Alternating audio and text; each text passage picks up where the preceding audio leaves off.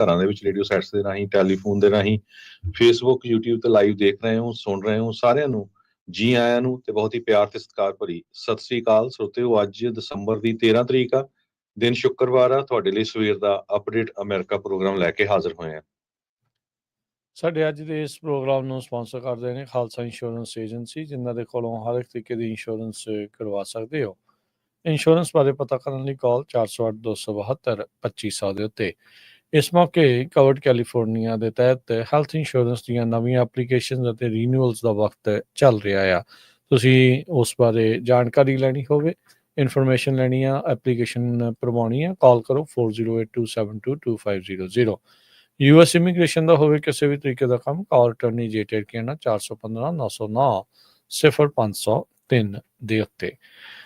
ਇਸ ਦੇ ਨਾਲ Manjeet Singh Kalar, Avtar Singh Manzil Globus, Satnam Singh Sunny Purewal, Amarjit Singh Dosanjh Yuba City, Lakhvir Singh Samra Texas, Grewal travel services Yuba City, tax payroll, visa, OCI card, passport ਦੀਆਂ services ਤੁਸੀਂ ਇਹਨਾਂ ਦੇ ਕੋਲੋਂ ਲੈ ਸਕਦੇ ਹੋ। Call 5307517605। Gurmel Singh Laddar Bakersfield, Amarjit Singh Stockton, Sarabjit Singh Toor New Jersey, Harjit Singh Lathrop, Gurmel Basi Elk Grove, Harnek Singh Pabla enterprises Renton Washington, Talwinder Singh Gill, Raminder Basra, Jagdish Chauhan, major Singh Sidhu, Binder Dhaliwal Bakersfield, ਊੜਾ ਡੈਟ ਰਿਲੀਫ ਵਾਲੇ ਨਰਮਲ ਸਿੰਘ ਮਾਨ। ਇਕਨੋਮਿਕ ਹਾਰਡਸ਼ਿਪ ਚੱਲ ਰਹੀ ਹੈ, ਬੈਂਕਰਪਸੀ ਤੋਂ ਬਚਣਾ ਚਾਹੁੰਦੇ ਹੋ ਤਾਂ ਕਾਲ ਕਰ ਸਕਦੇ ਹੋ 888-888-9914 ਦੇ ਉੱਤੇ। ਅੱਜ ਦੀਆਂ ਖਬਰਾਂ ਵੱਲ ਚੱਲੀਏ ਤੇ ਸਾਬਕਾ ਹਾਊਸ ਸਪੀਕਰ ਨੈਂਸੀ ਪੈਲੋਸੀ, ਉਹਨਾਂ ਨੂੰ ਹਸਪਤਾਲ ਦੇ ਵਿੱਚ ਭਰਤੀ ਕੀਤਾ ਗਿਆ ਹੈ ਕਿਉਂਕਿ ਇੱਕ ਕਾਂਗਰੈਸ਼ਨਲ ਡੈਲੀਗੇਸ਼ਨ ਟ੍ਰਿਪ ਲਗਜ਼ਮਬਰਗ ਜਿਹੜਾ ਆ ਉਹ ਲੈ ਕੇ ਗਏ ਹੋਏ ਸੀ।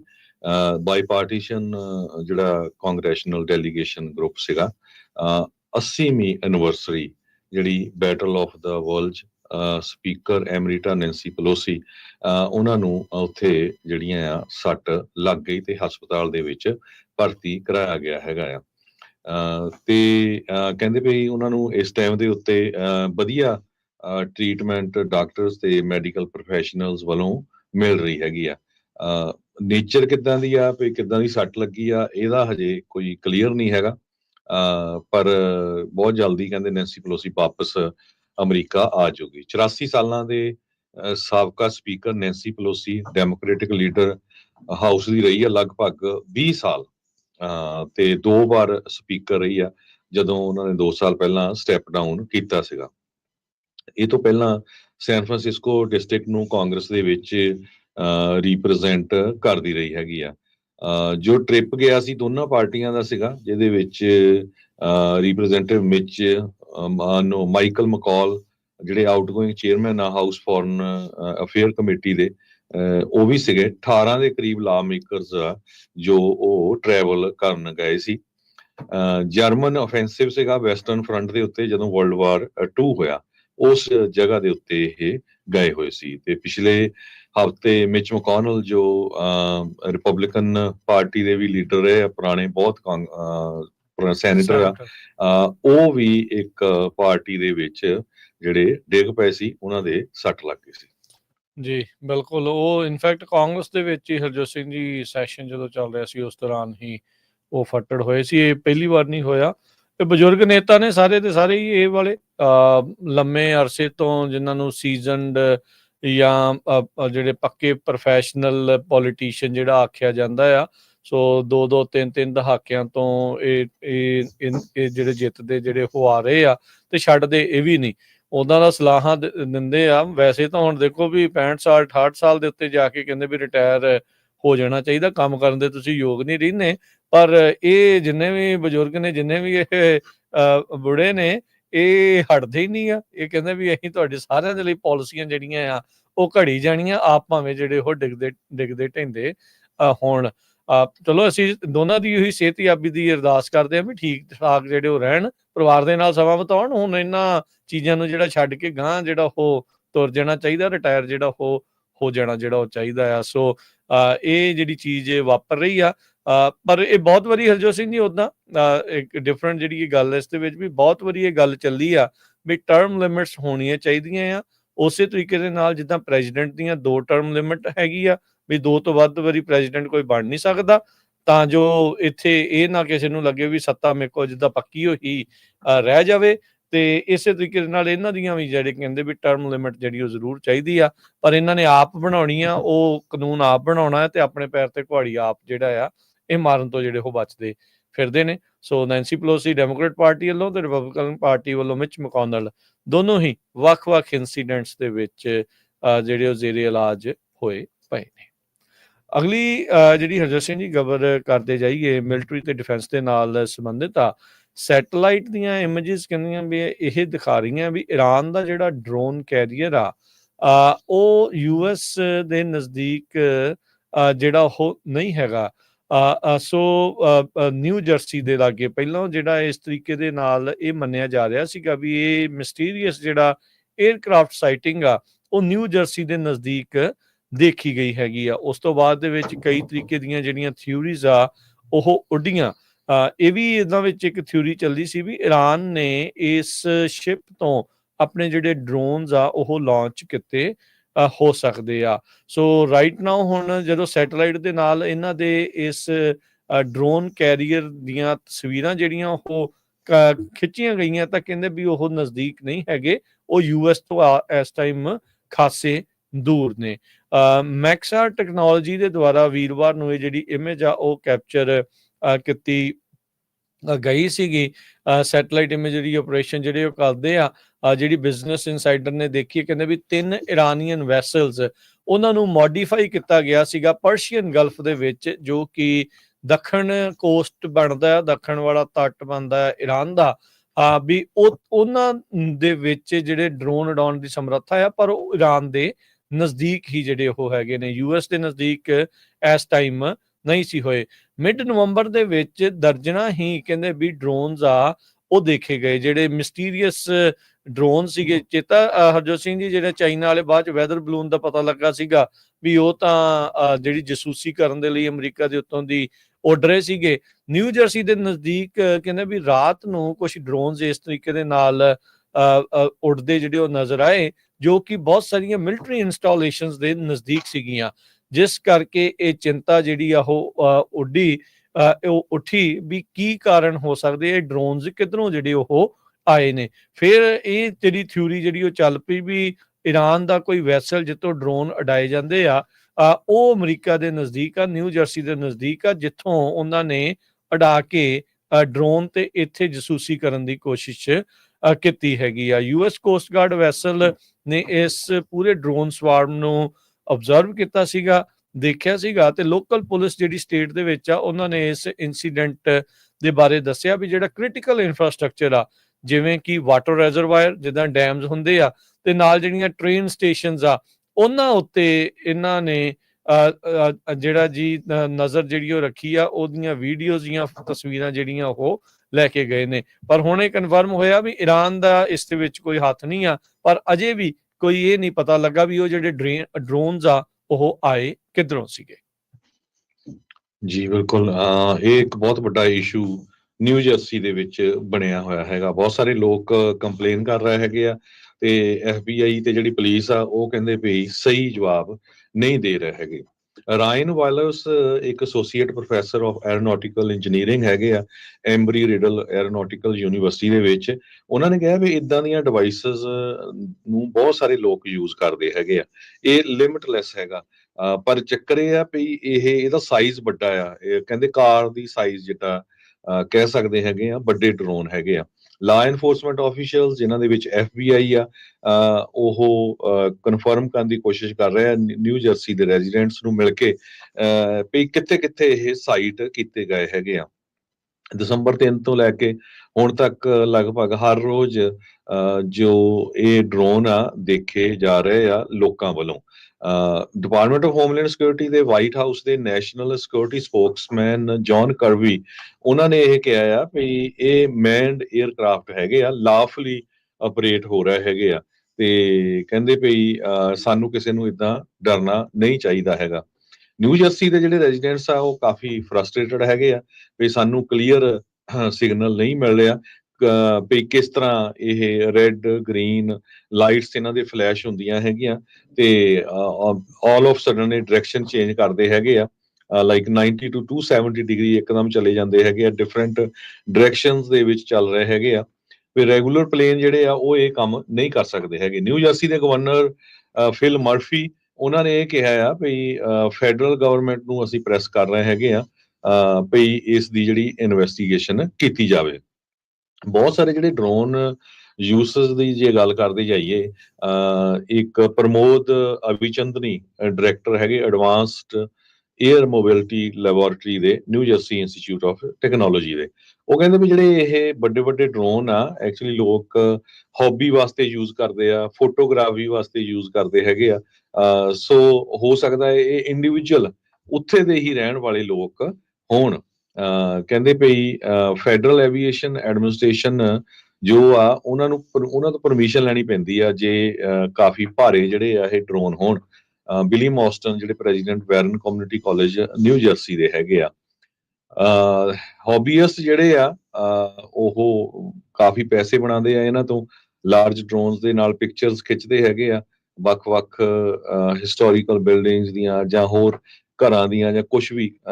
ਪਰ ਲੋਕਾਂ ਦੇ ਵਿੱਚ ਡਰ ਵਾਲਾ ਮਾਹੌਲ ਆ ਵੀ ਕਿਤੇ ਇਹ ਇਰਾਨ ਵਾਲੇ ਨਾ ਹੋਣ ਜਾਂ ਹੋਰ ਕਿਸੇ ਮੁਲਕ ਦੇ ਨਾ ਹੋਣ। ਪਿਛਲੇ ਸਾਲ ਦੇ ਵਿੱਚ ਚਾਈਨੀਜ਼ ਕੰਪਨੀ ਸੀ ਇੱਕ, ਉਹਦੇ ਜਿਹੜੇ ਬਲੂਨਸ ਦੇਖੇ ਗਏ ਸੀ ਬਾਅਦ ਦੇ ਵਿੱਚ ਇਹਨਾਂ ਨੇ ਬਲੂਨ ਜੋ ਉਹ ਬਲਾਸਟ ਵੀ ਕੀਤੇ ਸੀ। ਸੋ ਇਸ ਕਰਕੇ ਜਿਹੜਾ ਇਹ ਇਸ਼ੂ ਇੱਕ ਵੱਡਾ ਬਣਿਆ ਹੋਇਆ ਹੈ। ਜੀ ਬਿਲਕੁਲ, ਉੱਦਾਂ ਉਹਨਾਂ ਨੇ ਕਿਹਾ ਵੀ ਈਰਾਨ ਦਾ ਇਸ ਦੇ ਵਿੱਚ ਹੱਥ ਤਾਂ ਅਜੇ ਤੱਕ ਤਾਂ ਕਹਿੰਦੇ ਵੀ ਕੋਈ ਹੱਥ ਨਹੀਂ ਹੈ। ਜਿਹੜੀ ਡਰੋਨ ਉਡਾਉਣ ਵਾਲੀ ਆ ਉਹ ਇਹਨਾਂ ਦਾ ਜਿਹੜਾ ਜਹਾਜ਼ ਆ ਸਮੁੰਦਰੀ ਬੇੜਾ ਆ ਉਹ ਇੱਥੋਂ ਪਰੇ ਹੀ ਜਿਹੜਾ ਉਹ ਹੈਗਾ ਆ।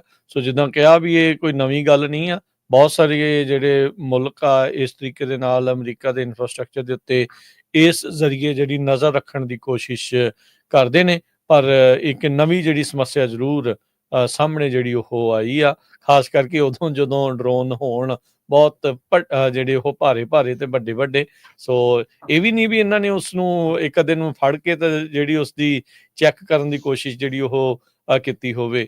ਅਜੇ ਪਿਛਲੇ ਹਫ਼ਤੇ ਦੀ ਗੱਲ ਆ ਹਰਜੋਤ ਸਿੰਘ ਜੀ, ਇੱਕ ਚਾਈਨੀਜ਼ ਰੈਜ਼ੀਡੈਂਟ ਜਿਹੜਾ US ਦੇ ਵਿੱਚ ਰਹਿ ਰਿਹਾ ਸੀਗਾ, ਉਹ ਉਸ ਨੂੰ ਵੀ ਜਿਹੜਾ ਉਹ ਫੜਿਆ ਆ ਇਸੇ ਹੀ ਮਾਮਲੇ ਦੇ ਵਿੱਚ। ਵੈਂਡਨਬਰਗ ਸਪੇਸ ਫੋਰਸ ਬੇਸ ਜਿਹੜਾ ਕੈਲੀਫੋਰਨੀਆ 'ਚ ਆ, ਉਸ ਦੇ ਉੱਤੇ ਜਹਾਜ਼ ਜਿਹੜਾ ਡਰੋਨ ਉਡਾ ਕੇ ਉਸ ਦੀਆਂ ਫੋਟੋ ਲੈਣ ਦੀ ਉਸ ਦੇ ਉੱਤੇ ਅਕਿਊਜ਼ ਸੀ। ਇਹ ਚਾਈਨਾ ਨੂੰ ਜਾ ਰਹੇ ਫਲਾਈਟ ਦੇ ਵਿੱਚ ਕਹਿੰਦੇ ਵੀ ਬਹਿਣ ਹੀ ਵਾਲਾ ਸੀ। ਉਸ ਤੋਂ ਪਹਿਲਾਂ ਫੈਡਰਲ ਇਨਵੈਸਟੀਗੇਟਰਸ ਨੇ ਇਸ ਬੰਦੇ ਨੂੰ ਫੜ ਕੇ ਜਿਹੜਾ ਉਹ ਗ੍ਰਿਫਤਾਰ ਕੀਤਾ ਸੀਗਾ। ਸੋ ਆਪਣੇ ਵੀ ਨਾ ਕਈ ਵਾਰੀ ਆਪਾਂ ਬੰਦੇ ਕਿੱਥੇ ਕਿਹੜੀ ਚੀਜ਼ ਚਲਾਉਣੀ ਹੈ, ਕਿੱਥੇ ਅਲਾਊਡ ਆ ਕਿੱਥੇ ਨਹੀਂ ਅਲਾਊਡ ਹੁੰਦਾ। ਭਾਵੇਂ ਕੋਈ ਬੰਦਾ ਉਹ ਇਹ ਸੋਚ ਕੇ ਵੀ ਨਾ ਕਰ ਰਿਹਾ ਹੋਵੇ, ਕਿਤੇ ਗਲਤੀ ਦੇ ਨਾਲ ਵੀ ਇਦਾਂ ਦੀ ਚੀਜ਼ ਖਾਸ ਕਰਕੇ ਜਿੱਥੇ ਅਲਾਊਡ ਨਹੀਂ ਆ ਉਹਦਾ ਧਿਆਨ ਰੱਖੋ। ਉਹ ਸ਼ੁਰੂਆਤੀ ਦੌਰ ਲੰਘ ਗਿਆ ਜਦੋਂ ਇਹ ਨਹੀਂ ਸੀ ਪਤਾ ਵੀ ਕਿੱਥੇ ਚਲਾ ਸਕਦੇ ਆ ਕਿੱਥੇ ਨਹੀਂ। ਹੁਣ ਡਰੋਨ ਉਡਾਉਣ ਨੂੰ ਲੈ ਕੇ ਵੀ ਕਾਫੀ ਜ਼ਿਆਦੀਆਂ ਰੈਗੂਲੇਸ਼ਨਸ ਜਿਹੜੀਆਂ ਉਹ ਹੈਗੀਆਂ ਨੇ। ਸੋ ਉਸ ਦੀ ਜ਼ਰੂਰ ਪਾਲਣਾ ਕਰਿਆ ਕਰੋ ਜੀ। ਅਗਲੀ ਜਿਹੜੀ ਹਰਜੋਤ ਸਿੰਘ ਜੀ ਗੱਲ ਕਰਦੇ ਆ ਆਪਾਂ ਇੱਕ ਵਾਰੀ ਫਿਰ ਇਮੀਗ੍ਰੇਸ਼ਨ ਨੂੰ ਜਿਹੜਾ ਉਹ ਲੈ ਕੇ। ਟਰੰਪ ਹੋਣਾ ਨੇ ਆਪਾਂ ਨੂੰ ਪਤਾ ਵੀ ਬਾਰਡਰਸ ਆਰ ਲਾਏ ਨੇ। ਟੌਮ ਹੋਮਨ ਜਿਨ੍ਹਾਂ ਨੇ ਇਹ ਕਿਹਾ ਵੀ 21 ਤਰੀਕ ਨੂੰ ਆਈਸ ਦੇ ਜਿਹੜੇ ਏਜੰਟਸ ਆ ਸ਼ਿਕਾਗੋ 'ਚ ਜਾ ਕੇ ਜਿਹੜਾ ਉਹ ਕਹਿੰਦੇ ਸੀਗੇ ਵੀ ਤੁਹਾਨੂੰ ਸੜਕਾਂ ਦੇ ਉੱਤੇ ਦਿਖਣਗੇ ਤੇ ਅਸੀਂ ਜਿਹੜੇ ਕ੍ਰਿਮੀਨਲਸ ਤੇ ਗੈਂਗਸਟਰਸ ਨੂੰ ਫੜੋ ਫੜਾਈ ਉਹਨਾਂ ਦੀ ਜਿਹੜੀ ਉਹ ਸ਼ੁਰੂ ਕਰਨੀ ਆ। ਕੈਂਪੇਨ ਦੇ ਦੌਰਾਨ ਕਹਿ ਰਹੇ ਸੀਗੇ ਟਰੰਪ ਹੁਣੀ ਵੀ ਅਸੀਂ ਜਿੰਨੇ ਵੀ ਅਨਡਾਕੂਮੈਂਟਡ ਆ ਉਹਨਾਂ ਸਾਰਿਆਂ ਨੂੰ ਫੜਨਾ ਆ। ਫਿਰ ਜਿੱਤ ਤੋਂ ਬਾਅਦ 'ਚ ਉਹਨਾਂ ਨੇ ਕਿਹਾ ਸੀਗਾ ਵੀ ਨਹੀਂ ਅਸੀਂ ਕ੍ਰਿਮੀਨਲਸ ਤੇ ਜਿਹੜੇ ਗੈਂਗਸਟਰਸ ਆ ਉਹਨਾਂ ਮਗਰ ਜਾਵਾਂਗੇ। ਪਰ ਇਹ ਸਾਰੇ ਮਾਮਲੇ ਦੇ ਵਿੱਚ ਕੁਛ ਨਾ ਕੁਛ ਕਈ ਆਮ ਲੋਕ ਵੀ ਜਿਹੜੇ ਉਸ ਦੇ ਵਿੱਚ ਪਿਸ ਸਕਦੇ ਨੇ। ਟਰੰਪ ਹੋਣਾ ਨੇ ਹੁਣ ਇਹ ਬਿਆਨ ਦਿੱਤਾ ਆ ਵੀ ਉਹ ਮਿਲਟਰੀ ਦੀ ਪੂਰੀ ਵਰਤੋਂ ਕਰਨਗੇ ਜੋ ਕਾਨੂੰਨ ਉਹਨਾਂ ਨੂੰ ਆਗਿਆ ਦਿੰਦਾ ਆ ਵੀ ਉਹ ਡੈਪੂਟੇਸ਼ਨਸ ਦੇ ਵਿੱਚ ਵਰਤਣ ਦੇ ਲਈ। ਸੋ ਕਹਿੰਦੇ ਵੀ ਮੈਂ ਜਿਹੜੇ ਪ੍ਰੈਜ਼ੀਡੈਂਟ ਇਲੈਕਟ ਡੋਨਲਡ ਟਰੰਪ ਉਹਨਾਂ ਨੇ ਕਿਹਾ ਆ ਵੀ ਮਾਸ ਡੈਪੂਟੇਸ਼ਨ ਦੇ ਲਈ ਉਹ ਮਿਲਟਰੀ ਦੀ ਵਰਤੋਂ ਜਿਹੜੀ ਉਹ ਕਰਨਗੇ। ਕਹਿੰਦੇ ਵੀ ਨੈਸ਼ਨਲ ਗਾਰਡਸ ਜਿਹੜੀ ਸਪੋਰਟ ਕਰਨਗੇ ਡੈਪੂਟੇਸ਼ਨਸ ਨੂੰ, ਵੀ ਲੋਕਾਂ ਨੂੰ ਜਹਾਜ਼ 'ਚ ਬਿਠਾਉਣ ਦਾ ਕੰਮ, ਉੱਥੋਂ ਜਿਹੜਾ ਉਹ ਤੋੜਨ ਦਾ ਕੰਮ, ਇੱਦਾਂ ਦਾ ਕੰਮ ਕਹਿੰਦੇ ਵੀ ਅਸੀਂ ਉਹਨਾਂ ਤੋਂ ਲਵਾਂਗੇ। ਹਿਰਾਸਤ ਦੇ ਵਿੱਚ ਉਹ ਕਿਸੇ ਨੂੰ ਨਹੀਂ ਲਿਆ ਕਰਨਗੇ, ਅਰੈਸਟ ਉਹ ਜਿਹੜੀਆਂ ਉਹ ਨਹੀਂ ਕਰ ਸਕਦੇ। ਪਰ ਹਾਂ ਕਹਿੰਦੇ ਵੀ ਨੈਸ਼ਨਲ ਗਾਰਡਸ ਦੀ ਮਿਲਟਰੀ ਦੀ ਵਰਤੋਂ ਜਿਹੜੀ ਡੈਪੂਟੇਸ਼ਨ ਦੇ ਵਿੱਚ ਕੀਤੀ ਜਾਊਗੀ। ਡੈਪੂਟੇਸ਼ਨ ਦੇ ਇਸ ਮਾਸ ਡੈਪੂਟੇਸ਼ਨ ਦੇ ਵਿੱਚ ਇਹ ਮੰਨਿਆ ਜਾ ਰਿਹਾ ਆ ਵੀ $1 ਟ੍ਰਿਲੀਅਨ ਤੱਕ ਦਾ ਜਿਹੜਾ ਖਰਚਾ ਹੈ ਇਸ ਦੇ ਵਿੱਚ ਅਮਰੀਕਾ ਨੂੰ ਆਉਂਦੇ 10 ਸਾਲਾਂ ਦੇ ਵਿੱਚ ਲੱਗ ਸਕਦਾ ਹੈਗਾ ਆ। ਟਾਈਮ ਮੈਗਜ਼ੀਨ ਦੇ ਨਾਲ ਇੰਟਰਵਿਊ ਦੇ ਦੌਰਾਨ ਟਰੰਪ ਹੋਣਾ ਨੇ ਕਿਹਾ ਸੀਗਾ ਵੀ ਕਹਿੰਦਾ ਵੀ ਮੈਂ ਇਸ ਪੂਰੀ ਜਿਹੜੇ ਅਨਡਾਕੂਮੈਂਟਡ ਲੋਕ ਇੱਥੇ ਬਾਰਡਰ ਟੱਪ ਕੇ ਜਿਹੜੇ ਕਹਿੰਦੇ ਵੀ ਆ ਰਹੇ ਆ, ਮੈਂ ਇਸ ਨੂੰ ਇਨਵੇਜਨ ਆਫ ਆਵਰ ਕੰਟਰੀ ਜਿਹੜਾ ਉਹ ਮੰਨਦਾ ਆ। ਤੇ ਕਹਿੰਦੇ ਵੀ ਇਨਵੇਜਨ ਜਦੋਂ ਹੁੰਦੀ ਹੈ ਕੰਟਰੀ ਦੇ ਲਈ ਤਾਂ ਫਿਰ ਮਿਲਟਰੀ ਦੀ ਵਰਤੋਂ ਜਿਹੜੀ ਉੱਥੇ ਕੀਤੀ ਜਾ ਸਕਦੀ ਆ। ਸੋ ਕਹਿੰਦੇ ਵੀ will get National Guard, will go far as I am allowed to go, ਵੀ ਕਾਨੂੰਨ ਜਿੱਥੋਂ ਤੱਕ ਉਹਨਾਂ ਨੂੰ ਹੱਦ ਬਣਦਾ ਆ ਜਿੰਨੀ ਉਹ ਵਰਤੋਂ ਕਰ ਸਕਦੇ ਆ ਉਹ ਉਸ ਦੀ ਜਿਹੜੀ ਉਹ ਪੂਰੀ ਵਰਤੋਂ ਕਰਨਗੇ। ਤੇ ਜਿਹੜੀਆਂ ਮਾਸ ਡੈਪੂਟੇਸ਼ਨਸ ਦੇ ਵਿੱਚ ਇਹਨਾਂ ਦੀ ਵਰਤੋਂ ਜਿਹੜੀ ਹੈ ਨੈਸ਼ਨਲ ਗਾਰਡਸ ਦੀ ਮਿਲਟਰੀ ਦੀ ਵਰਤੋਂ ਜਿਹੜੀ ਉਹ ਕੀਤੀ ਜਾਊਗੀ। ਇਹ ਨਵੇਕਲੀ ਗੱਲ ਨਹੀਂ ਆ। ਰਿਪਬਲਿਕਨਸ ਤੇ ਡੈਮੋਕ੍ਰੇਟਸ ਦੋਨਾਂ ਹੀ ਐਡਮਿਨਿਸਟ੍ਰੇਸ਼ਨਸ ਨੇ ਨੈਸ਼ਨਲ ਗਾਰਡਸ ਦੀ US ਬਾਰਡਰ ਪੈਟਰੋਲ ਦੇ ਉੱਤੇ ਮਦਦ ਜਿਹੜੀ ਆ ਉਹ ਲਈ ਆ ਮੈਕਸੀਕੋ ਵਾਲੇ ਪਾਸੇ, ਪਰ ਉਹ ਇਮੀਗ੍ਰੇਸ਼ਨ ਅਰੈਸਟ ਕਰਨ ਦੇ ਲਈ ਅਜੇ ਤੱਕ ਨਹੀਂ ਵਰਤੀ ਗਈ ਹੈਗੀ। ਤੇ ਉੱਦਾਂ ਟਰੰਪ ਉਹਨਾਂ ਨੇ ਕਿਹਾ ਵੀ ਅਰੈਸਟ ਦੇ ਲਈ ਅਸੀਂ ਇਹਨਾਂ ਨੂੰ ਨਹੀਂ ਵਰਤਾਂਗੇ ਤੇ ਸੇਮ ਉਸੇ ਤਰੀਕੇ ਦੇ ਸਪੋਰਟ ਦੇ ਵਿੱਚ ਐਫਰਟ ਦੇ ਵਿੱਚ ਜਿਹੜੀ ਮਿਲਟਰੀ ਆ ਉਸ ਦੀ ਜਿਹੜੀ ਅਸੀਂ ਜਿਹੜੀ ਵਰਤੋਂ ਕਰਦੇ ਰਵਾਂਗੇ। ਜਿਹੜੇ ਟੌਮ ਹੋਮਨ ਬਾਰਡਰਜ਼ਾਰ ਉਹਨਾਂ ਨੇ ਫੌਕਸ ਨਿਊਜ਼ ਦੇ ਉੱਤੇ ਵੀ ਉਹਨਾਂ ਨੇ ਇਹ ਸੇਮ ਚੀਜ਼ ਨੂੰ ਜਿਹੜਾ ਉਹ ਦੁਹਰਾਇਆ ਹੈਗਾ ਆ। ਟੌਮ ਹੋਮਨ ਨੇ ਕਿਹਾ ਵੀ we would like Department of Defense to help us in a lot of areas in transportation, infrastructure building, intelligence and targeting, but a sworn immigration officer with immigration authority will be making those arrests. So ਫੜੋ ਫੜਾਈ ਜਿਹੜੀ immigration ਅਫਸਰ ਨੇ ਕਰਨੀ ਆ, CBP ਵਾਲੇ ਨੇ ਕਰਨੀ ਆ, ਬਾਅਦ ਚ ਡਿਟੈਂਸ਼ਨ ਸੈਂਟਰ ਤੱਕ ਲੈ ਕੇ ਜਾਣਾ ਜਾਂ ਡਿਟੈਂਸ਼ਨ ਸੈਂਟਰ ਤੋਂ ਡਿਪੋਰਟ ਕਰਨ ਵਾਲਾ ਕੰਮ ਆ, ਬਿਲਡਿੰਗਸ ਨੂੰ ਬਣਾਉਣ ਵਾਲਾ ਕੰਮ ਆ, ਇੰਟੈਲੀਜੈਂਸ ਦੀਆਂ ਟਾਰਗੇਟ ਵੀ ਹਾਂ ਵੀ ਇੱਥੇ ਤੁਹਾਨੂੰ ਜਾਣਾ ਚਾਹੀਦਾ, ਐਵੇਂ ਕਰਨਾ ਆ, ਉਸ ਦੇ ਵਿੱਚ ਕਹਿੰਦੇ ਵੀ ਅਸੀਂ ਮਿਲਟਰੀ ਦੀ ਪੂਰੀ ਮਦਦ ਲੈਣ ਜਾ ਰਹੇ ਹਾਂ। ਸੋ ਕਹਿੰਦੇ ਵੀ ਟਰੰਪ ਹੋਣਾ ਨੇ ਕਿਹਾ ਵੀ ਅਸੀਂ ਇਹ ਨਹੀਂ ਚਾਹੁੰਦੇ ਵੀ ਕੋਈ ਕੈਂਪਾਂ ਦੇ ਵਿੱਚ 20-20 ਸਾਲ ਤੱਕ ਜਿਹੜਾ ਆ ਉਹ ਬੈਠੇ ਰਹਿਣ। I want them out and the country's got to take them back, ਵੀ ਜਿੱਥੋਂ ਆਏ ਨੇ ਉਹਨਾਂ ਮੁਲਕਾਂ ਦੇ ਵਿੱਚ ਅਸੀਂ ਵਾਪਸ ਜਿਹੜਾ ਉਹਨਾਂ ਨੂੰ ਘੱਲਣਾ ਆ। ਅਸੀਂ ਕੈਂਪਾਂ ਦੇ ਵਿੱਚ ਇੱਥੇ ਉਹਨਾਂ ਨੂੰ ਬਿਠਾ ਕੇ ਨਹੀਂ ਜਿਹੜਾ ਉਹ ਰੱਖਣਾ, ਨਾਲ ਦੇ ਨਾਲ ਬੇਸਿਕਲੀ ਡਿਪੋਰਟ ਕਰਨ ਵੱਲ ਨੂੰ ਉਹਨਾਂ ਨੇ ਜਿਹੜਾ ਉਹ ਆਖਿਆ ਆ। ਜਨਵਰੀ 2022 ਦੇ ਵਿੱਚ ਇਹ ਕਿਆਸ ਰਹੀਆਂ ਸੀ ਵੀ 11 ਮਿਲੀਅਨ ਅਨਡਾਕੂਮੈਂਟਡ ਇਮੀਗ੍ਰੈਂਟਸ US ਦੇ ਵਿੱਚ ਇਲੀਗਲੀ ਜਿਹੜੇ ਉਹ ਦਾਖਲ ਹੋਏ ਆ। ਇਹ ਡਿਪਾਰਟਮੈਂਟ ਆਫ ਹੋਮਲੈਂਡ ਸਿਕਿਉਰਿਟੀ ਦੀ ਆਪਣੀ ਰਿਪੋਰਟ ਜਿਹੜੀ ਉਹ ਦੱਸਦੀ ਆ। ਤੇ ਕੱਲ ਨਿਊਯਾਰਕ ਟਾਈਮਸ ਨੇ ਜਿਹੜਾ ਰਿਪੋਰਟ ਕੀਤਾ ਸੀ ਪਰਸੋਂ ਇਨਫੈਕਟ, ਜਿਹਦੇ ਬਾਰੇ ਆਪਾਂ ਸ਼ੋਅ ਵੀ ਕੀਤਾ ਸੀ ਸਾਂਝੀ ਸਾਥ ਦੇ ਵਿੱਚ, ਵੀ ਉਹ ਕਹਿੰਦੇ ਆ ਵੀ ਬਾਈਡਨ ਪ੍ਰਸ਼ਾਸਨ ਦੇ ਦੌਰਾਨ ਹਰ ਸਾਲ 2 ਮਿਲੀਅਨ ਜਿਹੜੇ ਅਨਡਾਕੂਮੈਂਟਡ ਇਮੀਗ੍ਰੈਂਟਸ ਆ ਉਹ ਅਮਰੀਕਾ 'ਚ ਦਾਖਲ ਹੋਏ ਆ। ਸੋ 4 ਸਾਲਾਂ 'ਚ ਤੁਸੀਂ 8 ਮਿਲੀਅਨ ਹੋਰ ਇਸ ਦੇ ਵਿੱਚ ਤੁਸੀਂ ਐਡ ਕਰ ਸਕਦੇ ਹੈਗੇ ਆ। ਸੋ ਟਰੰਪ ਹੋਣਾ ਨੇ ਡੈਪੂਟੇਸ਼ਨ ਨੂੰ ਆਪਣੇ ਪਹਿਲੇ ਟਰਮ ਦੇ ਵਿੱਚ ਇਨਕਰੀਜ਼ ਕਰਨ 'ਚ ਕੋਸ਼ਿਸ਼ ਕੀਤੀ ਸੀ। ਉੱਦਾਂ ਇਹ ਸੀਗਾ ਵੀ ਉੱਧਰਲੇ ਪਾਸੋਂ ਜਿਹੜਾ ਵੇਵ ਆ ਉਹ ਰੁਕੀ ਸੀ, ਪਰ ਇੱਧਰੋਂ ਜਾਣ ਵਾਲੀ ਉਨੀ ਤੇਜ਼ੀ ਦੇ ਨਾਲ ਨਹੀਂ ਸੀਗੀ। ਪਰ ਇਹਨਾਂ ਨੂੰ ਹੁਣ ਇਸ ਵਾਰ ਹੱਥ ਲੱਗੇ ਹੋਏ ਨੇ। ਸੋ ਇਹਨਾਂ ਨੂੰ ਪਤਾ ਹੈ ਵੀ ਕਿਹੜੇ ਜਿਹੜੇ ਲੀਗਲ ਹਰਡਲਸ ਆ ਸਕਦੇ ਆ, ਉਸ ਨੂੰ ਸਾਰ ਕਰਦੇ ਹੋਏ ਜਾਂ ਉਸ ਨੂੰ ਪਾਰ ਕਰਦੇ ਹੋਏ ਇਹ ਇਸ ਵਾਰ ਮਾਸ ਡੈਪੂਟੇਸ਼ਨ ਦਾ ਕੰਮ ਤੇਜ਼ੀ ਦੇ ਨਾਲ ਕਰਨ ਵੱਲ ਨੂੰ ਕਹਿੰਦੇ ਵੀ ਅਸੀਂ ਵਚਨਬੱਧ ਹਾਂ। ਤੁਸੀਂ ਇਹੀ ਇੱਥੋਂ ਇਹ ਸਪਸ਼ਟ ਹੀ ਪਤਾ ਲੱਗਦਾ ਹਰਜੋਤ ਸਿੰਘ ਜੀ ਵੀ ਸਪੈਸ਼ਲ ਜਿਹੜਾ ਬਾਰਡਰਜ਼ਾਰ ਵਰਗੀ ਪੋਜੀਸ਼ਨ ਇਸੇ ਲਈ ਜਿਹੜੀ ਉਹ ਬਣਾਈ ਗਈ ਆ ਤਾਂ ਜੋ ਉਸ ਦੀ ਕਨਫਰਮੇਸ਼ਨ ਦੀ ਵੀ ਲੋੜ ਨਾ ਹੋਵੇ ਤਾਂ ਉਹ ਆਪਣਾ ਕੰਮ ਤੇਜ਼ੀ ਦੇ ਨਾਲ ਜਿਹੜਾ ਆ ਉਹ ਇਸ ਦੇ ਵਿੱਚ ਕਰਦੇ ਜਾਣ। ਇਮੀਗ੍ਰੇਸ਼ਨ ਰਾਈਟਸ ਗਰੁੱਪ ਜਿਹੜੇ ਆ ਉਹ ਤਿਆਰੀ ਫੜ ਰਹੇ ਹੈਗੇ ਆ ਵੀ ਕਿਸ ਤਰ੍ਹਾਂ ਜਿਹੜੇ ਟਰੰਪ ਹੋਣਾ ਦਾ ਡਿਪੋਰਟੇਸ਼ਨ ਪਲਾਨ ਹੋਣਾ ਹੈ, ਮਾਸ ਡਿਪੋਰਟੇਸ਼ਨ ਪਲਾਨ, ਉਸ ਨੂੰ ਹੈਂਡਲ ਕਰਨਾ ਹੈਗਾ। ਪ੍ਰੈਜ਼ੀਡੈਂਟ ਇਲੈਕਟ ਡੋਨਲਡ ਟਰੰਪ ਹੋਣੀ ਆਪਣੀ ਦੂਜੀ ਟਰਮ ਦੇ ਵਿੱਚ ਘੱਟੋ ਘੱਟ 5 ਐਗਜ਼ੀਕਿਊਟਿਵ ਆਰਡਰ ਇਮੀਗ੍ਰੇਸ਼ਨ ਦੇ ਉੱਤੇ ਜਾਰੀ ਕਰਨ ਜਾ ਰਹੇ ਹੈਗੇ ਆ। ਕਹਿੰਦੇ ਭਈ NBC ਨਾਲ ਉਹਨਾਂ ਨੇ ਪਿਛਲੇ 2 ਦਿਨ ਪਹਿਲਾਂ ਇੰਟਰਵਿਊ ਦਿੱਤੀ ਸੀ। ਕਹਿੰਦੇ ਡੇ 1 ਤੋਂ ਹੀ ਸਾਡਾ ਜਿਹੜਾ ਲਾਰਜੈਸਟ ਡਿਪੋਰਟੇਸ਼ਨ ਪ੍ਰੋਗਰਾਮ ਹੋਊਗਾ of criminals in the history of America. ਤੇ ਉਹ ਕਹਿੰਦੇ ਵੀ ਹੁਣ ਅਸੀਂ ਇਲੈਕਟ ਹੋ ਗਏ ਆ ਤੇ ਹੁਣ ਇਹ ਜਿਹੜਾ ਚੇਂਜ ਹੋ ਗਿਆ ਆ। ਪਹਿਲਾਂ ਸਿਰਫ ਟਰੰਪ ਹੋਣੀ ਕ੍ਰਿਮੀਨਲਸ ਲਈ ਕਹਿੰਦੇ ਸੀ, ਹੁਣ ਉਹ ਕਹਿੰਦੇ ਆ ਵੀ we will deport anyone at any time, ਵੀ ਅਸੀਂ ਕਿਸੇ ਨੂੰ ਵੀ ਤੇ ਕਿਸੇ ਵੀ ਸਮੇਂ ਤੇ ਡਿਪੋਰਟ ਕਰਾਂਗੇ। ਸੋ ਜਿੰਨੇ ਵੀ ਜਿਹੜੇ 올ਡ ਰੂਲਸ ਆ ਉਹ ਉਹਨਾਂ ਨੇ ਵਾਪਸ ਲੈ ਲੈਣੇ ਆ। ਪ੍ਰਾਇਓਰਟੀ ਡਿਪੋਰਟੇਸ਼ਨ ਕਿਸ ਹਿਸਾਬ ਦੇ ਨਾਲ ਕਰਨੀ ਆ, ਇਹ ਵੀ ਕਹਿ ਚੁੱਕੇ ਆ ਵੀ ਮੈਂ ਮਿਲਟਰੀ ਨੂੰ ਯੂਜ਼ ਕਰੂੰਗਾ।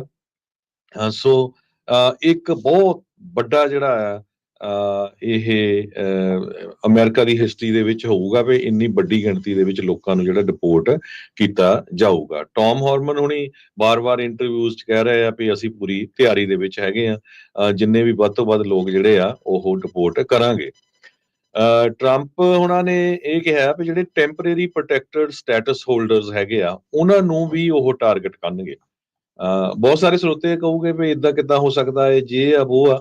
ਤੁਸੀਂ ਦੇਖਿਆ ਹੋਣਾ ਵੀ ਆਪਾਂ ਖਬਰ ਸਾਂਝੀ ਕੀਤੀ ਸੀ ਕੁਝ ਦਿਨ ਪਹਿਲਾਂ, ਜਿੱਦਣ ਸੀਰੀਆ ਦਾ ਜਿਹੜਾ ਅਸਾਦ ਉਹ ਭੱਜ ਕੇ ਰਸ਼ੀਆ ਚਲਾ ਗਿਆ ਸੀ। ਜੀ ਆਸਟਰੀਆ ਤੇ ਜਰਮਨ ਦੋਨਾਂ ਮੁਲਕਾਂ ਨੇ ਕਿਹਾ ਵੀ ਜਿਹੜੇ ਸੀਰੀਅਨ ਮੂਲ ਦੇ ਲੋਕਾਂ ਨੇ ਪੋਲੀਟੀਕਲ ਅਸਾਈਲਮ ਲਏ ਹੋਏ ਆ, ਵਾਪਸ ਹੁਣ ਤੁਸੀਂ ਆਪਣੇ ਮੁਲਕ ਚਲ ਜਾਓ, ਕਿਉਂਕਿ ਤੁਹਾਡਾ ਮੁਲਕ ਜਿਹੜਾ ਹੁਣ ਆਜ਼ਾਦ ਹੋ ਗਿਆ ਹੈਗਾ। ਸੋ ਇਹ ਇਕੱਲਾ ਅਮਰੀਕਾ ਦੇ ਵਿੱਚ ਨਹੀਂ, ਆਲ ਓਵਰ ਵਰਲਡ ਜਿਹੜਾ ਆ ਇਹ ਜਿਹੜਾ ਸਾਰਾ ਕੁਝ ਵਾਪਰ ਰਿਹਾ ਹੈਗਾ। ਸੋ TPS ਸਟੇਟਸ ਜਿਹੜਾ ਆ, ਟੈਂਪਰੇਰੀ ਪ੍ਰੋਟੈਕਟਡ ਸਟੇਟਸ, ਵੱਖ-ਵੱਖ 16 ਮੁਲਕਾਂ ਦੇ ਲੋਕ ਇੱਥੇ ਰਹਿ ਰਹੇ ਹੈਗੇ ਆ। ਇਹ ਸਟੇਟਸ ਉਹਨਾਂ ਨੂੰ ਦਿੱਤਾ ਜਾਂਦਾ ਜਦੋਂ ਕਿਤੇ ਜੰਗ ਲੱਗ ਜਾਏ, ਸਾਊਥ ਅਮਰੀਕਾ ਦੇ ਵਿੱਚ ਡਰੱਗ ਦਾ ਰੌਲਾ ਚੱਲ ਰਿਹਾ ਹੈਗਾ, ਨੈਚੁਰਲ ਡਿਜ਼ਾਸਟਰ ਆ, ਡੇਂਜਰਸ ਸਰਕਮਸਟੈਂਸਸ ਹੈਗੀਆਂ, ਉੱਥੇ ਰਹਿਣਾ ਤੇ ਕੰਮ ਕਰਨਾ ਜਿਹੜਾ ਆ ਬਹੁਤ ਔਖਾ ਹੋਵੇ। ਐਲ ਸੈਲਵਾਡੋਰ ਤੋਂ ਜਿਹੜੇ ਲੋਕ ਰਹਿੰਦੇ ਆ ਉਹਨਾਂ ਦਾ ਮਾਰਚ ਦੇ ਵਿੱਚ ਇਹ ਸਟੇਟਸ ਖਤਮ ਹੋ ਜਾਣਾ ਆ। ਸੋ ਇਹ ਲੱਗਦਾ ਆ ਵੀ ਉਹ ਉਸ ਨੂੰ ਜਿਹੜਾ ਰਿਨਿਊ ਨਹੀਂ ਕਰਨਗੇ। ਸੋ ਮਾਸ ਡਿਪੋਰਟੇਸ਼ਨ ਦੇ ਵਿੱਚ ਕੋਈ ਵੀ ਸੇਫ ਨਹੀਂ ਹੋਊਗਾ। ਇਹ ਜਿਹੜੇ ਕਾਰਟੇਜ਼ ਮਾਸਟਰੋ ਆ, ਇੱਕ ਕਾਰਟੇਜ਼ ਮੈਸਟੋ ਸੈਨੇਟਰ ਹੈਗੇ ਆ, ਕੈਥਰੀਨ ਕਾਰਟੇਜ਼ ਮੈਸਟੋ, ਇਹਨਾਂ ਨੇ ਇੱਕ ਇੰਟਰਵਿਊ ਦੇ ਦੌਰਾਨ ਦੱਸਿਆ ਹੈਗਾ।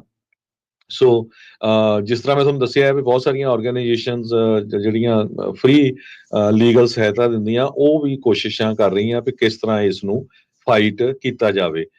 ਪਰ ਜਿਹੜਾ ਉਹਨਾਂ ਨੇ ਹੁਣ ਮੁੱਦਾ ਫੜਿਆ ਆ, ਜੇ ਤੁਸੀਂ ਸੁਣੋਗੇ ਹਮੇਸ਼ਾ ਪ੍ਰੈਜ਼ੀਡੈਂਟ ਟਰੰਪ ਨੂੰ ਜਾਂ ਟੌਮ ਹੋਮਨ ਨੂੰ, ਉਹ ਹਮੇਸ਼ਾ ਹੀ ਇੰਟਰਵਿਊ 'ਚ ਕਹਿੰਦੇ ਆ ਵੀ ਜਿਹੜੇ ਡੈਮੋਕ੍ਰੇਟ ਹੈਲਡ ਸਿਟੀਜ਼ ਆ ਜਾਂ ਸਟੇਟਸ ਹੈਗੀਆਂ, ਉੱਥੇ ਕ੍ਰਾਈਮ ਕਿੰਨਾ ਹੈ।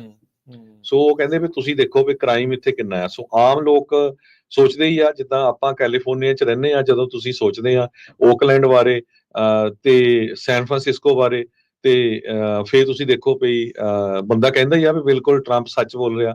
ਹਜੇ ਕੱਲ ਦੀ ਗੱਲ ਆ, ਇੱਕ ਓਕਲੈਂਡ ਦੇ ਵਿੱਚ ਆਪਣਾ ਭਾਰਤੀ ਮੂਲ ਦਾ ਹੀ ਸੀਗਾ ਇੱਕ ਬੰਦਾ, ਹੁਣ ਇਹ ਨਹੀਂ ਮੈਨੂੰ ਪਤਾ ਵੀ ਪੰਜਾਬੀ ਸੀ ਜਾਂ ਕੋਈ ਹੋਰ ਮੂਲ ਦਾ ਸੀ, ਪਰ ਹੈ ਇੰਡੀਅਨ ਸੀ।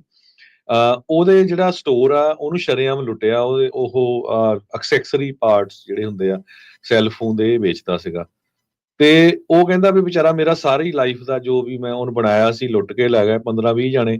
9 ਘੰਟੇ ਤੱਕ ਪੁਲਿਸ ਨਹੀਂ ਗਈ।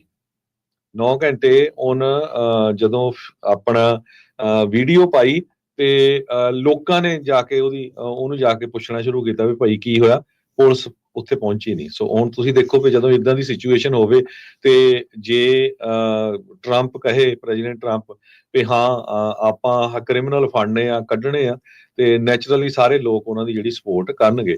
ਬਹੁਤ ਸਾਰੇ ਜਿਹੜੇ ਸ਼ਹਿਰ ਆ, Denver, Chicago, Boston, Philadelphia, Los Angeles, ਉਹਨਾਂ ਨੇ ਸੈਂਚੁਰੀ ਸਿਟੀ ਆਰਡੀਨੈਂਸ ਪਾਸ ਕੀਤੇ ਹੋਏ ਹੈਗੇ ਆ।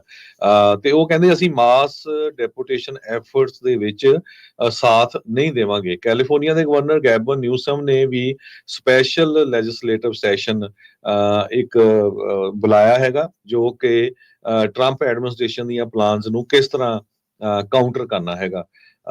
ਕੀਕਾ ਮੈਟੋਸ ਹੈਡ ਹੈਗੇ ਨੈਸ਼ਨਲ ਇਮੀਗ੍ਰੇਸ਼ਨ ਲਾਅ ਸੈਂਟਰ ਦੇ, ਉਹਨਾਂ ਨੇ ਇਹ ਕਿਹਾ ਆ ਵੀ ਪਿਛਲੇ ਦਸੰਬਰ ਤੋਂ ਹੀ ਅਸੀਂ ਤਿਆਰੀ ਕਰ ਰਹੇ ਹੈਗੇ ਆ, ਜਦੋਂ ਤੋਂ ਹੀ ਸਟੀਫਨ ਮਿਲਰ ਜੋ ਪ੍ਰੈਜ਼ੀਡੈਂਟ ਟਰੰਪ ਉਹਨਾਂ ਦੇ ਪਿਛਲੇ ਐਡਮਿਨਿਸਟ੍ਰੇਸ਼ਨ ਦੇ ਵਿੱਚ ਵੀ ਸੀਗਾ, ਇਸ ਵਾਰੀ ਵੀ ਉਹਨਾਂ ਨੂੰ ਕੋਈ ਪੋਜੀਸ਼ਨ ਦਿੱਤੀ ਗਈ ਆ। ਉਹਨਾਂ ਨੇ ਉਸੇ ਟਾਈਮ ਕਿਹਾ ਸੀ ਵੀ ਹਾਂ ਅਸੀਂ ਮਾਸ ਡੈਪੋਟੇਸ਼ਨ ਕਰਾਂਗੇ। ਉਸ ਟਾਈਮ ਤੋਂ ਕੁਝ ਆਰਗੇਨਾਈਜੇਸ਼ਨ ਲੱਗੀਆਂ ਹੋਈਆਂ ਆ ਤੇ ਉਹਨਾਂ ਨੇ ਇਹ ਕਿਹਾ ਵੀ ਜੋ ਪ੍ਰੈਜ਼ੀਡੈਂਟ ਟਰੰਪ ਹੋਣੀ ਆ, ਉਹ ਇੱਕ ਏਲੀਅਨ ਐਨਮੀਜ਼ ਐਕਟ ਆਫ 1798 ਆ, 1798 ਸਾਲ ਦੇ ਵਿੱਚ ਇਹ ਐਕਟ ਬਣਿਆ ਸੀ, ਏਲੀਅਨ ਐਨਮੀਜ਼ ਐਕਟ। ਉਸ ਨੂੰ ਇਨਵੋਕ ਕਰਕੇ ਜਿਹੜੇ ਆ ਲੋਕਾਂ ਨੂੰ ਅਰੈਸਟ ਕਰਕੇ ਡਿਪੋਰਟ ਕਰਨਗੇ। ਤੇ ਸਿਰਫ 1812 ਦੇ ਵਿੱਚ ਜਦੋਂ ਜੰਗ ਲੱਗੀ ਸੀ, ਉਦੋਂ ਇਹ ਯੂਜ਼ ਕੀਤਾ ਗਿਆ ਸੀ। ਤੇ ਸੈਕੰਡ ਵਰਲਡ ਵਾਰ ਵੇਲੇ, ਫਸਟ ਤੇ ਸੈਕੰਡ ਵਰਲਡ ਵਾਰ ਵੇਲੇ ਇਹ ਯੂਜ਼ ਕੀਤਾ ਗਿਆ ਸੀ। ਸੋ ਜਿਹੜੀ ਸਿਚੁਏਸ਼ਨ ਆ ਬਹੁਤ ਤੇਜ਼ੀ ਦੇ ਨਾਲ ਇੱਧਰ ਨੂੰ ਚੇਂਜ ਹੋ ਰਹੀ ਹੈਗੀ ਆ। ਸੋ ਮਾਸ ਮੈਨੂੰ ਡੈਪੂਟੇਸ਼ਨ ਵੱਲ ਲੱਗਦਾ ਨੂੰ ਜਾਂ ਫਸਟ ਪ੍ਰਾਇੋਰਟੀ ਪ੍ਰੈਜ਼ੀਡੈਂਟ ਟਰੰਪ ਹੋਣਾ ਦੀ ਹੁਣ ਇੱਧਰ ਹੀ ਆ। ਜਿੱਦਾਂ ਕਹਿੰਦੇ ਵੀ ਪਹਿਲੇ ਦਿਨ 5 ਉਹ ਐਗਜ਼ੀਕਿਊਟਿਵ ਆਰਡਰਸ ਇਮੀਗ੍ਰੇਸ਼ਨ ਜਾਂ ਇਲੀਗਲ ਇਮੀਗ੍ਰੇਸ਼ਨ ਕਹਿ ਲਓ, ਉਹਦੇ ਸੰਬੰਧ ਦੇ ਵਿੱਚ ਉਹ ਜਾਰੀ ਕਰਨ ਜਾ ਰਹੇ ਹੈਗੇ ਆ। ਜੀ ਬਿਲਕੁਲ। ਸੋ ਇੱਕ ਬ੍ਰੇਕ ਦਾ ਵਕਤ ਹੋ ਗਿਆ। ਬ੍ਰੇਕ ਤੋਂ ਬਾਅਦ ਦੇ ਵਿੱਚ ਹੋਰ ਖਬਰਾਂ ਦੇ ਉੱਤੇ ਮਾਰਾਂਗੇ ਨਜ਼ਰ। ਜੁੜੇ ਰਹੋ ਏਦਾਂ ਹੀ ਪੰਜਾਬੀ ਰੇਡੀਓ USA ਦੇ ਉੱਤੇ।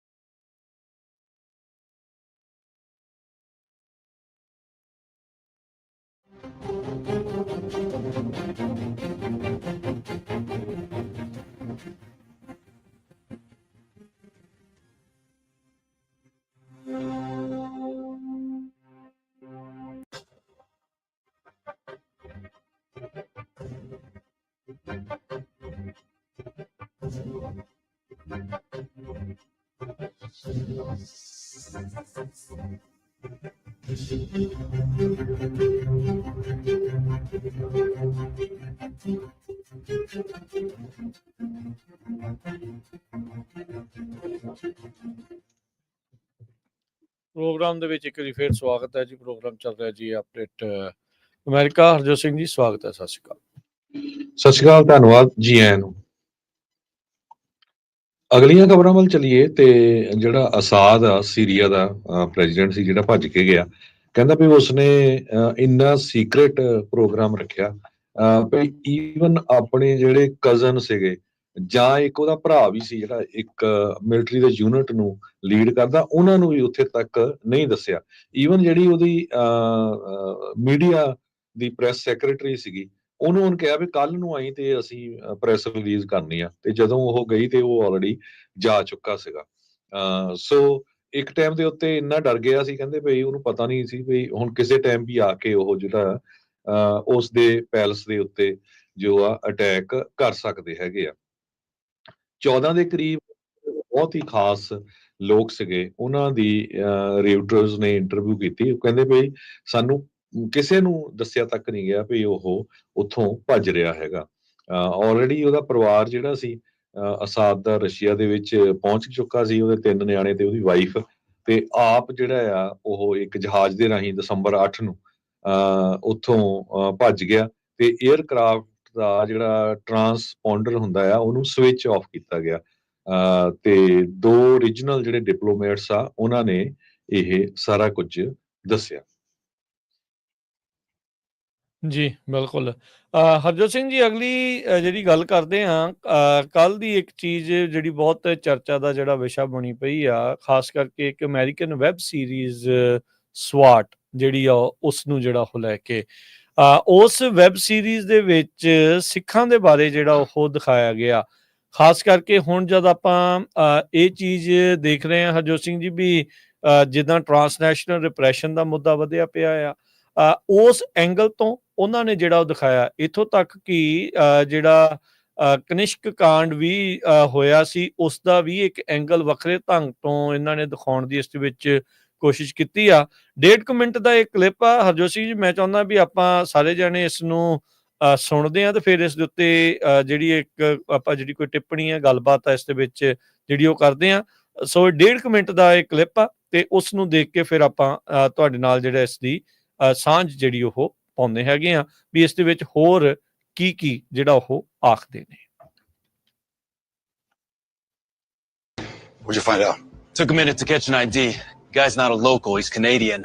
Shivan Samtani, 46, has ties to a violent ultra-nationalist group suspected of assassinating Sikh separatist leaders on Indian and foreign soil. Back in '85, when Shivan was a kid, his mother's flight from Canada to India exploded over the Atlantic Ocean. I remember that. At the time, it was the deadliest act of aviation terrorism in history. Sikh separatist leaders were alleged to have carried out the bombing. So are we thinking that this is the basis for his hatred of Sikhs? Planted the seed, maybe. And it wasn't the only tragedy at the time. There was more conflict. Hundreds, if not thousands, of Sikh militants and civilians were killed at their holiest temple, followed by the assassination of the prime minister who ordered the raid at the hands of her Sikh bodyguards. Okay, but this all happened in the 80s. These guys are killing now. Yeah, the Sikh separatist movement mostly went dormant, but with the recent rise in nationalism in India, there are fresh calls for a Sikh homeland. And no doubt reopening old wounds. Any leads on the other 2 shooters? I'm thinking Shivan's younger brother, Tejan. He could have been the driver, but I didn't get a good look. I cross-referenced the Samtani brothers with Border Patrol. Turns out they came into the U.S. from Canada 2 days ago with this guy. Okay, now him I recognize. He was one of the shooters from this morning. Nilesh Bindal. He's got an even deeper and deadlier criminal file than the other 2. All right, so what in the world is there beef with a UCLA grad student? Well, Anna's parents said Vasu runs a website promoting a Sikh homeland. And given our shooter's violent history with the separatist movement, that has to be it. ਜੀ ਸੋ ਜਿੱਦਾਂ ਹਰਜੋਤ ਸਿੰਘ ਜੀ ਇਸ ਦੇ ਵਿੱਚ ਆਪਾਂ ਸੁਣਿਆ ਇਹਨਾਂ ਨੇ ਜਿਹੜੀ ਇਹ ਇਸ ਦੇ ਵਿੱਚ ਗੱਲਾਂ ਜਿਹੜੀਆਂ ਉਹ ਕੀਤੀਆਂ ਆ। ਸੋ ਇਹ ਪੂਰੇ ਦਾ ਪੂਰਾ ਐਂਗਲ ਉਸੇ ਹਿਸਾਬ ਦੇ ਨਾਲ ਜਿਹੜਾ ਉਹਨਾਂ ਨੇ ਦਿਖਾਇਆ ਆ ਵੀ ਭਾਰਤ ਜਿਸ ਤਰੀਕੇ ਦੇ ਨਾਲ ਕੱਲਾ ਇੰਡੀਆ ਵਿੱਚ ਹੀ ਨਹੀਂ ਬਾਹਰਲੇ ਮੁਲਕਾਂ ਦੇ ਵਿੱਚ ਆ ਕੇ ਵੀ ਜਿਹੜੀ ਕਤਲੋਗਾਰਤ ਕਰ ਰਿਹਾ ਆ, ਉਹਦੇ ਵਿੱਚ ਅਖੀਰ ਦੇ ਵਿੱਚ ਜਿਹੜੀ ਉਹ ਗੱਲ ਸੀ ਵੀ ਇਹ ਜਿਹੜੇ ਬੰਦੇ ਕਤਲੋਗਾਰਤ ਹੋਣ ਕਰ ਰਹੇ ਆ ਵੀ ਇਹਨਾਂ ਦਾ ਕਾਲਜ ਵਾਲੇ ਵਿਦਿਆਰਥੀਆਂ ਦੇ ਨਾਲ ਕੀ ਰੌਲਾ ਆ। ਉਹ ਕਹਿੰਦੇ ਵੀ ਉਹ ਵੈਬਸਾਈਟ ਜਿਹੜੀ ਆ ਉਹ ਚਲਾਉਂਦੇ ਨੇ ਜਿਹੜੇ ਸਿੱਖ ਹੋਮਲੈਂਡ ਦੀ ਗੱਲ ਕਰਦੇ ਆ।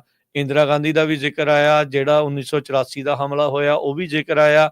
ਇੱਥੋਂ ਤੱਕ ਵੀ ਉਹਨਾਂ ਨੇ ਇਹ ਗੱਲ ਆਖੀ ਵੀ ਜਿਸ ਤਰੀਕੇ ਦੇ ਨਾਲ ਅਲੈਜ ਕੀਤਾ ਜਾਂਦਾ ਆ ਵੀ ਸਿੱਖਾਂ ਦੇ ਉੱਤੇ ਵੀ ਜਿਹੜਾ ਕਨਿਸ਼ਕ ਕਾਂਡ ਹੋਇਆ ਸੀ ਉਸ ਦੀ ਵੀ ਇਸ ਦੇ ਵਿੱਚ ਗੱਲ ਕੀਤੀ ਆ। ਮਿੰਟ ਡੇਢ ਦੀ ਆ ਤੇ ਸਾਰੀ ਹਿਸਟਰੀ ਜਿਹੜੀ ਉਹਨਾਂ ਨੇ ਇੱਕ ਹਿਸਾਬ ਦੇ ਨਾਲ ਸ਼ੋਅ ਦੇ ਵਿੱਚ ਸ਼ੋਅ ਕਰਨ ਦੀ ਜਿਹੜੀ ਉਹ ਕੋਸ਼ਿਸ਼ ਕੀਤੀ ਆ। ਇੱਥੋਂ ਇਹ ਪਤਾ ਲੱਗਦਾ ਆ ਹਰਜੋਤ ਸਿੰਘ ਜੀ, ਜੇ ਆਪਾਂ ਇਸ ਨੂੰ ਹੋਰ ਐਂਗਲ ਤੋਂ ਵੀ ਜਿਹੜਾ ਉਹ ਦੇਖਣਾ ਹੋਵੇ ਵੀ ਕੀ ਕਾਰਨ ਆ ਵੀ ਅਚਨਚੇਤੇ ਇਸ ਤਰੀਕੇ ਦੇ ਨਾਲ ਪੋਰਟਰੇ ਜਿਹੜਾ ਉਹ ਕੀਤਾ ਜਾ ਰਿਹਾ ਆ। ਫਾਈਵ ਆਈਜ਼, ਟਰਾਂਸਨੈਸ਼ਨਲ ਰਿਪਰੈਸ਼ਨ, ਸਿੱਖ ਜੈਨੋਸਾਈਡ, ਇਹ ਸਾਰੀਆਂ ਚੀਜ਼ਾਂ ਤੇ ਨਾਲ ਚੱਲ ਰਹੀਆਂ। ਇੱਥੋਂ ਇਹਦਾ ਮਤਲਬ ਆ ਵੀ ਹਾਲੀਵੁੱਡ ਤੱਕ ਵੀ ਇਹ ਜਿਹੜੀ ਚਰਚਾ ਆ ਉਹ ਹੁਣ ਗਈ ਆ। ਇਸ ਐਂਗਲ ਤੋਂ ਵੀ ਜਿਹੜਾ ਹੁਣ ਭਾਰਤ ਦੀ ਜਿਹੜੀ ਬਾਂਹ ਆ ਉਹ ਨਾਲ ਦੇ ਨਾਲ ਮਰੋੜੀ ਜਿਹੜੀ ਉਹ ਜਾ ਰਹੀ ਹੈਗੀ ਆ। ਸੋ ਇਹ ਸਿੱਖਾਂ ਦੇ ਲਈ ਇੱਕ ਅਜਿਹੀ ਓਪਰਚੁਨਿਟੀ, ਇੱਕ ਅਜਿਹਾ ਮੌਕਾ ਆਪਣੇ ਸਾਰਿਆਂ ਦੇ ਲਈ ਹੈਗਾ ਆ ਵੀ ਜਿਹੜੀ ਸਿੱਖ ਹੋਮਲੈਂਡ ਦੀ ਗੱਲ ਕਰਦੇ ਆ, ਜਿਹੜੀ ਸਿੱਖ ਆਜ਼ਾਦੀ ਦੇ ਨਾਲ ਗੱਲ ਕਰਨ ਦੀ ਗੱਲ ਕਰਦੇ ਆ, ਵੱਖਰੇ ਮੁਲਕ ਦੀ ਗੱਲ ਕਰਦੇ ਆ, ਜਿਹੜੀ ਵੀ ਉਹਨਾਂ ਦੀਆਂ ਮੰਗਾਂ ਨੇ ਜਾਂ ਜਿਹੜੀਆਂ ਉਹਨਾਂ ਦੇ ਹੱਕ ਹਕੂਕਾਂ ਦੀਆਂ ਗੱਲਾਂ ਕਰਦੇ ਆ, ਇਹ ਰਾਈਟ ਟਾਈਮ ਹੈਗਾ ਆ ਵੀ ਜਿਹੜੀਆਂ ਵੈਸਟਰਨ ਡੈਮੋਕ੍ਰੇਸੀਜ਼ ਆ ਉਹ ਤੁਹਾਡੇ ਨਾਲ ਅਲਾਈਨਡ ਨੇ ਤਾਂ ਤੁਸੀਂ ਉਹਨਾਂ ਦੇ ਨਾਲ ਮਿਲ ਕੇ ਕੁਛ ਨਾ ਕੁਛ ਅਜਿਹੇ ਠੋਸ ਕਦਮ ਜਿਹੜੇ ਉਹ ਚੱਕ ਲਏ ਜਾਣ, ਇੱਦਾਂ ਦੇ ਕਦਮ ਬਣਾ ਲਏ ਜਾਣ, ਇੱਦਾਂ ਦੀ ਕੋਈ ਉਸਾਰੀ ਕਰ ਲਈ ਜਾਵੇ ਜਿਹਦੇ ਨਾਲ ਉਸ ਤੋਂ ਉੱਤੇ ਬਾਅਦ ਦੇ ਵਿੱਚ ਕੰਮ ਕਰਨਾ ਆਸਾਨ ਹੋਵੇ। ਨਾ ਕਿ ਆਪਾਂ ਫੋਕੀ ਵਾਹ ਦੇ ਵਿੱਚ ਕਰੀ ਚੱਲੀਏ ਵੀ ਨਹੀਂ ਜੀ ਹੁਣ ਤਾਂ ਆਪਣੇ ਨਾਲ ਆ, ਆਪਾਂ ਨੂੰ ਕੋਈ ਪਰਵਾਹ ਨਹੀਂ, ਕੋਈ ਇੱਦਾਂ ਦੀ ਗੱਲ ਨਹੀਂ। ਵਰਤ ਕੇ ਸਿੱਟਣਾ ਇਹ ਜਿਹੜੀਆਂ ਡੈਮੋਕ੍ਰੇਸੀ ਜਿਹੜੀਆਂ ਇਹ ਜਾਣਦੀਆਂ ਆ, ਇਹ ਤੋਂ ਆਪਾਂ ਅੱਖੋਂ ਪਰੋਖੇ ਨਾ ਹੋਈਏ। ਸੀਰੀਆ ਦਾ ਆਪਣੇ ਸਾਹਮਣੇ ਆ, ਯੂਕਰੇਨ ਆਪਣੇ ਸਾਹਮਣੇ ਆ, ਕੁਰਦ ਆਪਣੇ ਸਾਹਮਣੇ ਆ, ਤਮਿਲ ਆਪਣੇ ਸਾਹਮਣੇ ਆ। ਇੱਕ ਨਹੀਂ ਕਈ ਨੇ ਇੱਦਾਂ ਦੀਆਂ ਜਿਹੜੀਆਂ ਦੁਨੀਆ ਭਰ ਦੇ ਵਿੱਚ ਉਦਾਹਰਨਾਂ ਵੀ ਵਰਤ ਲਿਆ ਜਾਂਦਾ, ਬਾਅਦ ਦੇ ਵਿੱਚ ਉਹਨਾਂ ਨੂੰ ਪੁੱਛਿਆ ਤੱਕ ਨਹੀਂ ਜਾਂਦਾ। ਸੋ ਆਪਣੇ ਕੋਲ ਇਹ ਮੌਕਾ ਹੈਗਾ ਆ ਤੇ ਇਸ ਓਪਰਚੁਨਿਟੀ ਦੇ ਉੱਤੇ ਬਿਲਡ ਅਪ ਜਿਹੜਾ ਉਹ ਆਪਾਂ ਕਿੱਦਾਂ ਕਰ ਸਕਦੇ ਆ, ਆਪਣੀ ਜਿਹੜੀ ਗੱਲ ਆ ਹੋਰ ਠੋਕ ਵਜਾ ਕੇ ਠੋਸ ਤਰੀਕੇ ਦੇ ਨਾਲ ਕਿੱਦਾਂ ਉਸ ਦੇ ਵਿੱਚ ਕੰਮ ਕੀਤਾ ਜਾ ਸਕਦਾ ਆ, ਇਹ ਇਸ ਦੇ ਉੱਤੇ ਜਿਹੜਾ ਜ਼ਰੂਰ ਵਿਚਾਰਨ ਦੀ ਜ਼ਰੂਰਤ ਹੈਗੀ ਆ। ਜੀ, ਸੋ ਬਿਲਕੁਲ ਇਹ 1.5 ਮਿੰਟ ਦਾ ਹੈਗਾ ਜਿਹਦੇ ਵਿੱਚ ਸਾਰੀ ਸਿੱਖ ਹਿਸਟਰੀ ਦੱਸ ਗਏ ਆ ਵੀ ਸਿੱਖ ਚਾਹੁੰਦੇ ਕੀ ਆ ਤੇ ਸਿੱਖਾਂ ਨੂੰ ਮਾਰਿਆ ਕਿਉਂ ਜਾ ਰਿਹਾ ਇੱਕ ਸਰਕਾਰ ਵੱਲੋਂ ਅਮਰੀਕਾ ਕੈਨੇਡਾ ਦੇ ਵਿੱਚ ਜਾਂ ਯੂਕੇ ਵਿੱਚ ਆ ਕੇ। ਇਹ ਜਿਹੜਾ CBS ਚੈਨਲ ਅਮਰੀਕਾ ਦਾ, ਉਹਦੇ ਤੇ ਤੁਸੀਂ ਦੇਖ ਸਕਦੇ ਆ, YouTube ਦੇ ਉੱਤੇ ਦੇਖ ਸਕਦੇ ਹੈਗੇ ਆ, ਨੈਟਫਲਿਕਸ ਦੇ ਉੱਤੇ ਇਹ ਜਿਹੜੀ ਸੀਰੀਜ਼ ਹੈਗੀ ਆ। ਸੋ ਬਹੁਤ ਹੀ ਵਧੀਆ, ਥੋੜੇ ਜਿਹੇ ਸਕਿੰਟਾਂ ਦੇ ਵਿੱਚ ਹੀ ਇੰਨਾ ਕੁਛ ਜਿਹੜਾ ਉਹਨਾਂ ਨੇ ਸ਼ੋਅ ਕਰ ਦਿੱਤਾ। ਪਰ ਇੰਡੀਆ ਦੇ ਵਿੱਚ ਕਮੈਂਟ ਦੇਖੋ ਤੜਫੇ ਪਏ ਆ ਲੋਕ ਵੀ ਇਹ ਕਾਹਤੇ ਜਿਹੜੀ ਆ ਸੱਚ ਆ ਉਹ ਦੁਨੀਆ ਨੂੰ ਦਿਖਾ ਦਿੱਤਾ ਹੈਗਾ। ਜੀ, ਇੱਕ ਹੋਰ ਬ੍ਰੇਕ ਦਾ ਵਕਤ ਹੋ ਗਿਆ, ਬ੍ਰੇਕ ਲਵਾਂਗੇ। ਬ੍ਰੇਕ ਤੋਂ ਬਾਅਦ ਆਪਾਂ ਹੋਰ ਜਿਹੜੀਆਂ ਖਬਰਾਂ, ਹੋਰ ਗੱਲਾਂ ਦੇ ਉੱਤੇ ਜਿਹੜੀ ਉਹ ਆਪਾਂ ਚਰਚਾ ਕਰਾਂਗੇ। ਜੁੜੇ ਰਹੋ ਏਦਾਂ ਹੀ ਪੰਜਾਬੀ ਰੇਡੀਓ USA ਦੇ ਨਾਲ।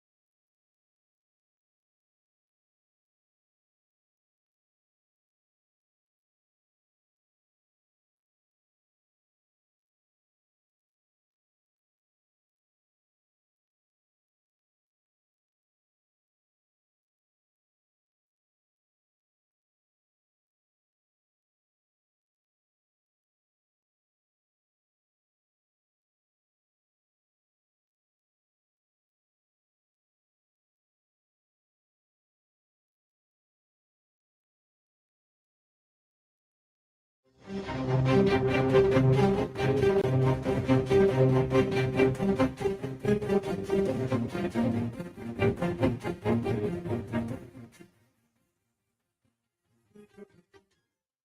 ਤੋਂ ਬਾਅਦ ਇੱਕ ਵਾਰੀ ਫਿਰ ਆਪ ਸਭ ਦਾ ਸਵਾਗਤ ਹੈ। ਪ੍ਰੋਗਰਾਮ ਚੱਲ ਰਿਹਾ ਜੀ ਇਸ ਮੌਕੇ ਅਪਡੇਟ ਅਮਰੀਕਾ। ਹਰਜੋਤ ਸਿੰਘ ਜੀ ਸਵਾਗਤ ਹੈ ਜੀ। ਸਤਿ ਸ਼੍ਰੀ ਅਕਾਲ, ਧੰਨਵਾਦ ਜੀ ਆਇਆਂ ਨੂੰ। ਅਗਲੀ ਗੱਲ ਰਾਜਕਵੀਰ ਸਿੰਘ ਜੀ, ਜੀ ਆਪਾਂ ਇੱਕ ਅੱਧੀ ਖਬਰ ਸਾਂਝੀ ਕਰਕੇ ਫਿਰ ਕਵਰ ਕੈਲੀਫੋਰਨੀਆ ਦਾ ਥੋੜਾ ਜਿਹਾ ਡਿਸਕਸ ਕਰਨਾ। ਜੀ ਜ਼ਰੂਰ ਜੀ।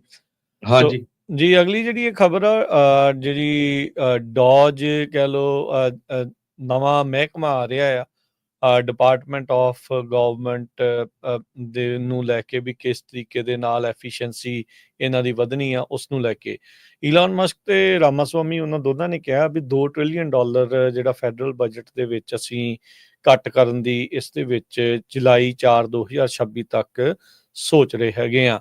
ਉਹਨਾਂ ਨੇ ਇਹ ਵੀ ਕਿਹਾ ਆ ਵੀ ਅਸੀਂ ਫੈਡਰਲ EMPLOYEES ਨੂੰ ਫਾਇਰ ਕਰਾਂਗੇ, ਏਜੰਸੀਜ਼ ਨੂੰ ਡਿਲੀਟ ਕਰਾਂਗੇ ਤੇ ਜਿਹੜਾ ਕੰਮ ਉਹਨਾਂ ਦਾ ਪਬਲਿਸਾਈਜ਼ ਕੀਤਾ ਜਿਹੜਾ ਉਹ ਜਾਵੇਗਾ। ਸੋ ਇਹਨਾਂ ਦੋਨਾਂ ਨੇ ਕਹਿੰਦੇ ਵੀ ਇਹ ਵਾਅਦੇ ਤਾਂ ਹੁਣ ਕਾਫੀ ਵੱਡੇ ਜਿਹੜੇ ਉਹ ਕੀਤੇ ਨੇ। ਫਿਸਕਲ ਈਅਰ ਦੇ ਵਿੱਚ 2024 ਚ ਫੈਡਰਲ ਸਪੈਂਡਿੰਗ $7.25 ਟ੍ਰਿਲੀਅਨ ਦੇ ਉੱਤੇ ਜਾ ਪਹੁੰਚੀ ਸੀਗੀ, ਜਿਹਦੇ ਵਿੱਚ ਜਿਹੜੀ ਇਹਨਾਂ ਦੇ ਵਿੱਚੋਂ 9/10 ਯਾਨੀ ਕਿ 90% ਇਹ ਫੈਡਰਲ ਪ੍ਰੋਗਰਾਮਸ ਦੇ ਵਿੱਚ ਵਰਤੀ ਜਾਂਦੀ ਸੀ। ਸਭ ਤੋਂ ਵੱਡਾ ਜਿਹੜਾ ਖਰਚਾ ਅਮਰੀਕਾ ਦੇ ਵਿੱਚ ਸੋਸ਼ਲ ਸਿਕਿਉਰਿਟੀ ਦਾ $1.4 ਟ੍ਰਿਲੀਅਨ ਇਸ ਪੂਰੇ ਬਜਟ ਦੇ ਵਿੱਚੋਂ ਉਸ ਪਾਸੇ ਵੱਲ ਨੂੰ ਜਾਂਦਾ ਆ। ਹੈਲਥ ਦੇ ਵਿੱਚ 912 ਬਿਲੀਅਨ, ਕੁੱਲ ਜਿਹੜਾ ਇੰਟਰਸਟ ਆ, ਵਿਆਜ ਆ, ਉਹ 882 ਬਿਲੀਅਨ ਤੇ ਮੈਡੀਕੇਅਰ 874, ਨੈਸ਼ਨਲ ਡਿਫੈਂਸ $874 ਬਿਲੀਅਨ ਦੇ ਉੱਤੇ, ਇਨਕਮ ਸਿਕਿਉਰਿਟੀ $671 ਬਿਲੀਅਨ ਤੱਕ ਆਉਂਦੀ ਹੈ, ਵੈਟਰਨ ਬੈਨੀਫਿਟਸ ਸਰਵਿਸਿਜ਼ $325 ਬਿਲੀਅਨ ਦੇ ਉੱਤੇ ਆਉਂਦੀ ਆ, transportation $137 billion, education, training, employment, social services $305 billion ਦੇ ਵਿੱਚ, ਤੇ ਬਾਕੀਆਂ ਦੇ ਵਿੱਚ $223 ਬਿਲੀਅਨ ਦਾ ਜਿਹੜਾ ਖਰਚਾ ਆਉਂਦਾ ਆ। ਇਹਨਾਂ ਦੇ ਵਿੱਚੋਂ ਕਿਹੜੇ ਮਹਿਕਮਿਆਂ ਦੇ ਵਿੱਚੋਂ ਕਿੰਨਾ ਜਿਹੜਾ ਇਹ ਕੱਟ ਕਰ ਸਕਦੇ ਆ, ਕਿੰਨੇ EMPLOYEE ਕੱਢ ਸਕਦੇ ਆ, ਇਹ ਇੱਕ ਜਿਹੜੀ ਵੱਡੀ ਚੀਜ਼ ਜਿਹੜੀ ਹੋਊਗੀ। ਬੀਤੇ ਦਿਨਾਂ ਦੇ ਵਿੱਚ ਡਿਪਾਰਟਮੈਂਟ ਆਫ ਐਜੂਕੇਸ਼ਨ ਦੇ ਬਾਰੇ ਜਿਹੜੇ ਰਾਮਾਸਵਾਮੀ ਹੋਣਾ ਨੇ ਇੰਡੋਰਸ ਇਹ ਕੀਤਾ ਸੀਗਾ, ਤੇ ਕਹਿੰਦੇ ਵੀ ਡਿਪਾਰਟਮੈਂਟ ਕਿਸੇ ਵੀ ਕੈਬਨਿਟ ਏਜੰਸੀ ਦੇ ਹਿਸਾਬ ਦੇ ਨਾਲ ਸਭ ਤੋਂ ਛੋਟਾ ਇਹਨਾਂ ਦੇ ਕੋਲ ਸਟਾਫ ਆ, 4500 ਫੁੱਲ ਟਾਈਮ EMPLOYEE ਨੇ, ਤੇ $90 ਬਿਲੀਅਨ ਦਾ ਇਹਨਾਂ ਦਾ ਜਿਹੜਾ ਉਹ ਬਜਟ ਹੈਗਾ, ਜਿਹੜਾ ਕਿ ਡਿਫੈਂਸ ਬਜਟ ਦਾ 11% ਹੀ ਓਵਰਆਲ ਬਣਦਾ ਆ। ਪਰ ਡਿਪਾਰਟਮੈਂਟ ਆਫ ਐਜੂਕੇਸ਼ਨ ਨੂੰ ਇਹ ਪੂਰੀ ਤਰ੍ਹਾਂ ਖਤਮ ਕਰਨ ਦੀ ਜਿਹੜੀ ਇਹ ਗੱਲ ਆਖ ਰਹੇ ਆ। ਉੱਦਾਂ ਇਹ ਡਿਪਾਰਟਮੈਂਟ ਆਫ ਡਿਫੈਂਸ ਨੂੰ ਲੈ ਕੇ ਵੀ ਰਾਮਾਸਵਾਮੀ ਤੇ ਮਸਕ ਨੇ ਕ੍ਰਿਟਿਸਾਈਜ਼ ਕੀਤਾ ਸੀਗਾ, ਵੀ ਜਿਹੜੇ ਕਹਿੰਦੇ ਵੀ ਪੈਂਟਾਗਨ ਦਾ ਜਿਹੜਾ $842 ਬਿਲੀਅਨ ਦਾ ਬਜਟ ਆ, ਉਸ ਦੇ ਵਿੱਚ ਇਹਨਾਂ ਨੇ ਕਹਿੰਦੇ ਵੀ ਲੀਡਰਸ਼ਿਪ ਜਿਹੜੀ ਬਹੁਤ ਘੱਟ ਦੇਖਣ ਨੂੰ ਮਿਲਦੀ ਆ। 13% ਜਿਹੜਾ ਫੈਡਰਲ ਬਜਟ ਆ, ਕਹਿੰਦੇ ਡਿਫੈਂਸ ਦੇ ਇਨੀਸ਼ੀਏਟਿਵ, ਆਪਰੇਸ਼ਨ, ਮੇਨਟੇਨੈਂਸ, ਇਹਨਾਂ ਚੀਜ਼ਾਂ ਵੱਲ ਨੂੰ ਜਿਹੜਾ ਉਹ ਜਾ ਰਿਹਾ ਆ। ਜਿਹੜੇ ਆਮ ਲੋਕਾਂ ਦਾ ਕੰਜ਼ਿਊਮਰ ਫਾਈਨੈਂਸ਼ੀਅਲ ਪ੍ਰੋਟੈਕਸ਼ਨ ਬਿਊਰੋ ਆ, ਇਸ ਨੂੰ ਪੂਰੀ ਤਰ੍ਹਾਂ ਇਹਨਾਂ ਨੇ ਖਤਮ ਕਰਨ ਦੀ ਜਿਹੜੀ ਉਹ ਗੱਲ ਆਖੀ ਸੀ। 1800 ਇਹਨਾਂ ਦੇ EMPLOYEE ਨੇ ਤੇ $762 ਮਿਲੀਅਨ, ਬਿਲੀਅਨ ਨਹੀਂ, ਇਹਨਾਂ ਦੇ $762 ਮਿਲੀਅਨ ਦਾ ਹੀ ਜਿਹੜਾ ਮਹਿਜ ਜਿਹੜਾ ਉਹ ਬਜਟ ਹੈਗਾ ਆ। ਕਹਿੰਦੇ ਵੀ ਰੈਗੂਲੇਟਰੀ ਏਜੰਸੀਜ਼ ਬਹੁਤ ਜ਼ਿਆਦੀਆਂ ਨੇ, ਇਹ ਹਟਾਉਣਗੇ। ਰੈਗੂਲੇਸ਼ਨਸ ਹਟਦੀਆਂ ਆ, ਆਮ ਲੋਕਾਂ ਦੇ ਉੱਤੇ ਅਸਰ ਜਿਹੜਾ ਆ ਉਸ ਦਾ ਪੈਂਦਾ ਹੈ, ਕੰਪਨੀਜ਼ ਨੂੰ ਉਸ ਦੇ ਵਿੱਚ ਜਿਹੜਾ ਉਹ ਬੂਸਟ ਮਿਲਦਾ ਹੈ, ਇਸ ਐਂਗਲ ਤੋਂ ਜ਼ਰੂਰ ਦੇਖਦੇ ਆ।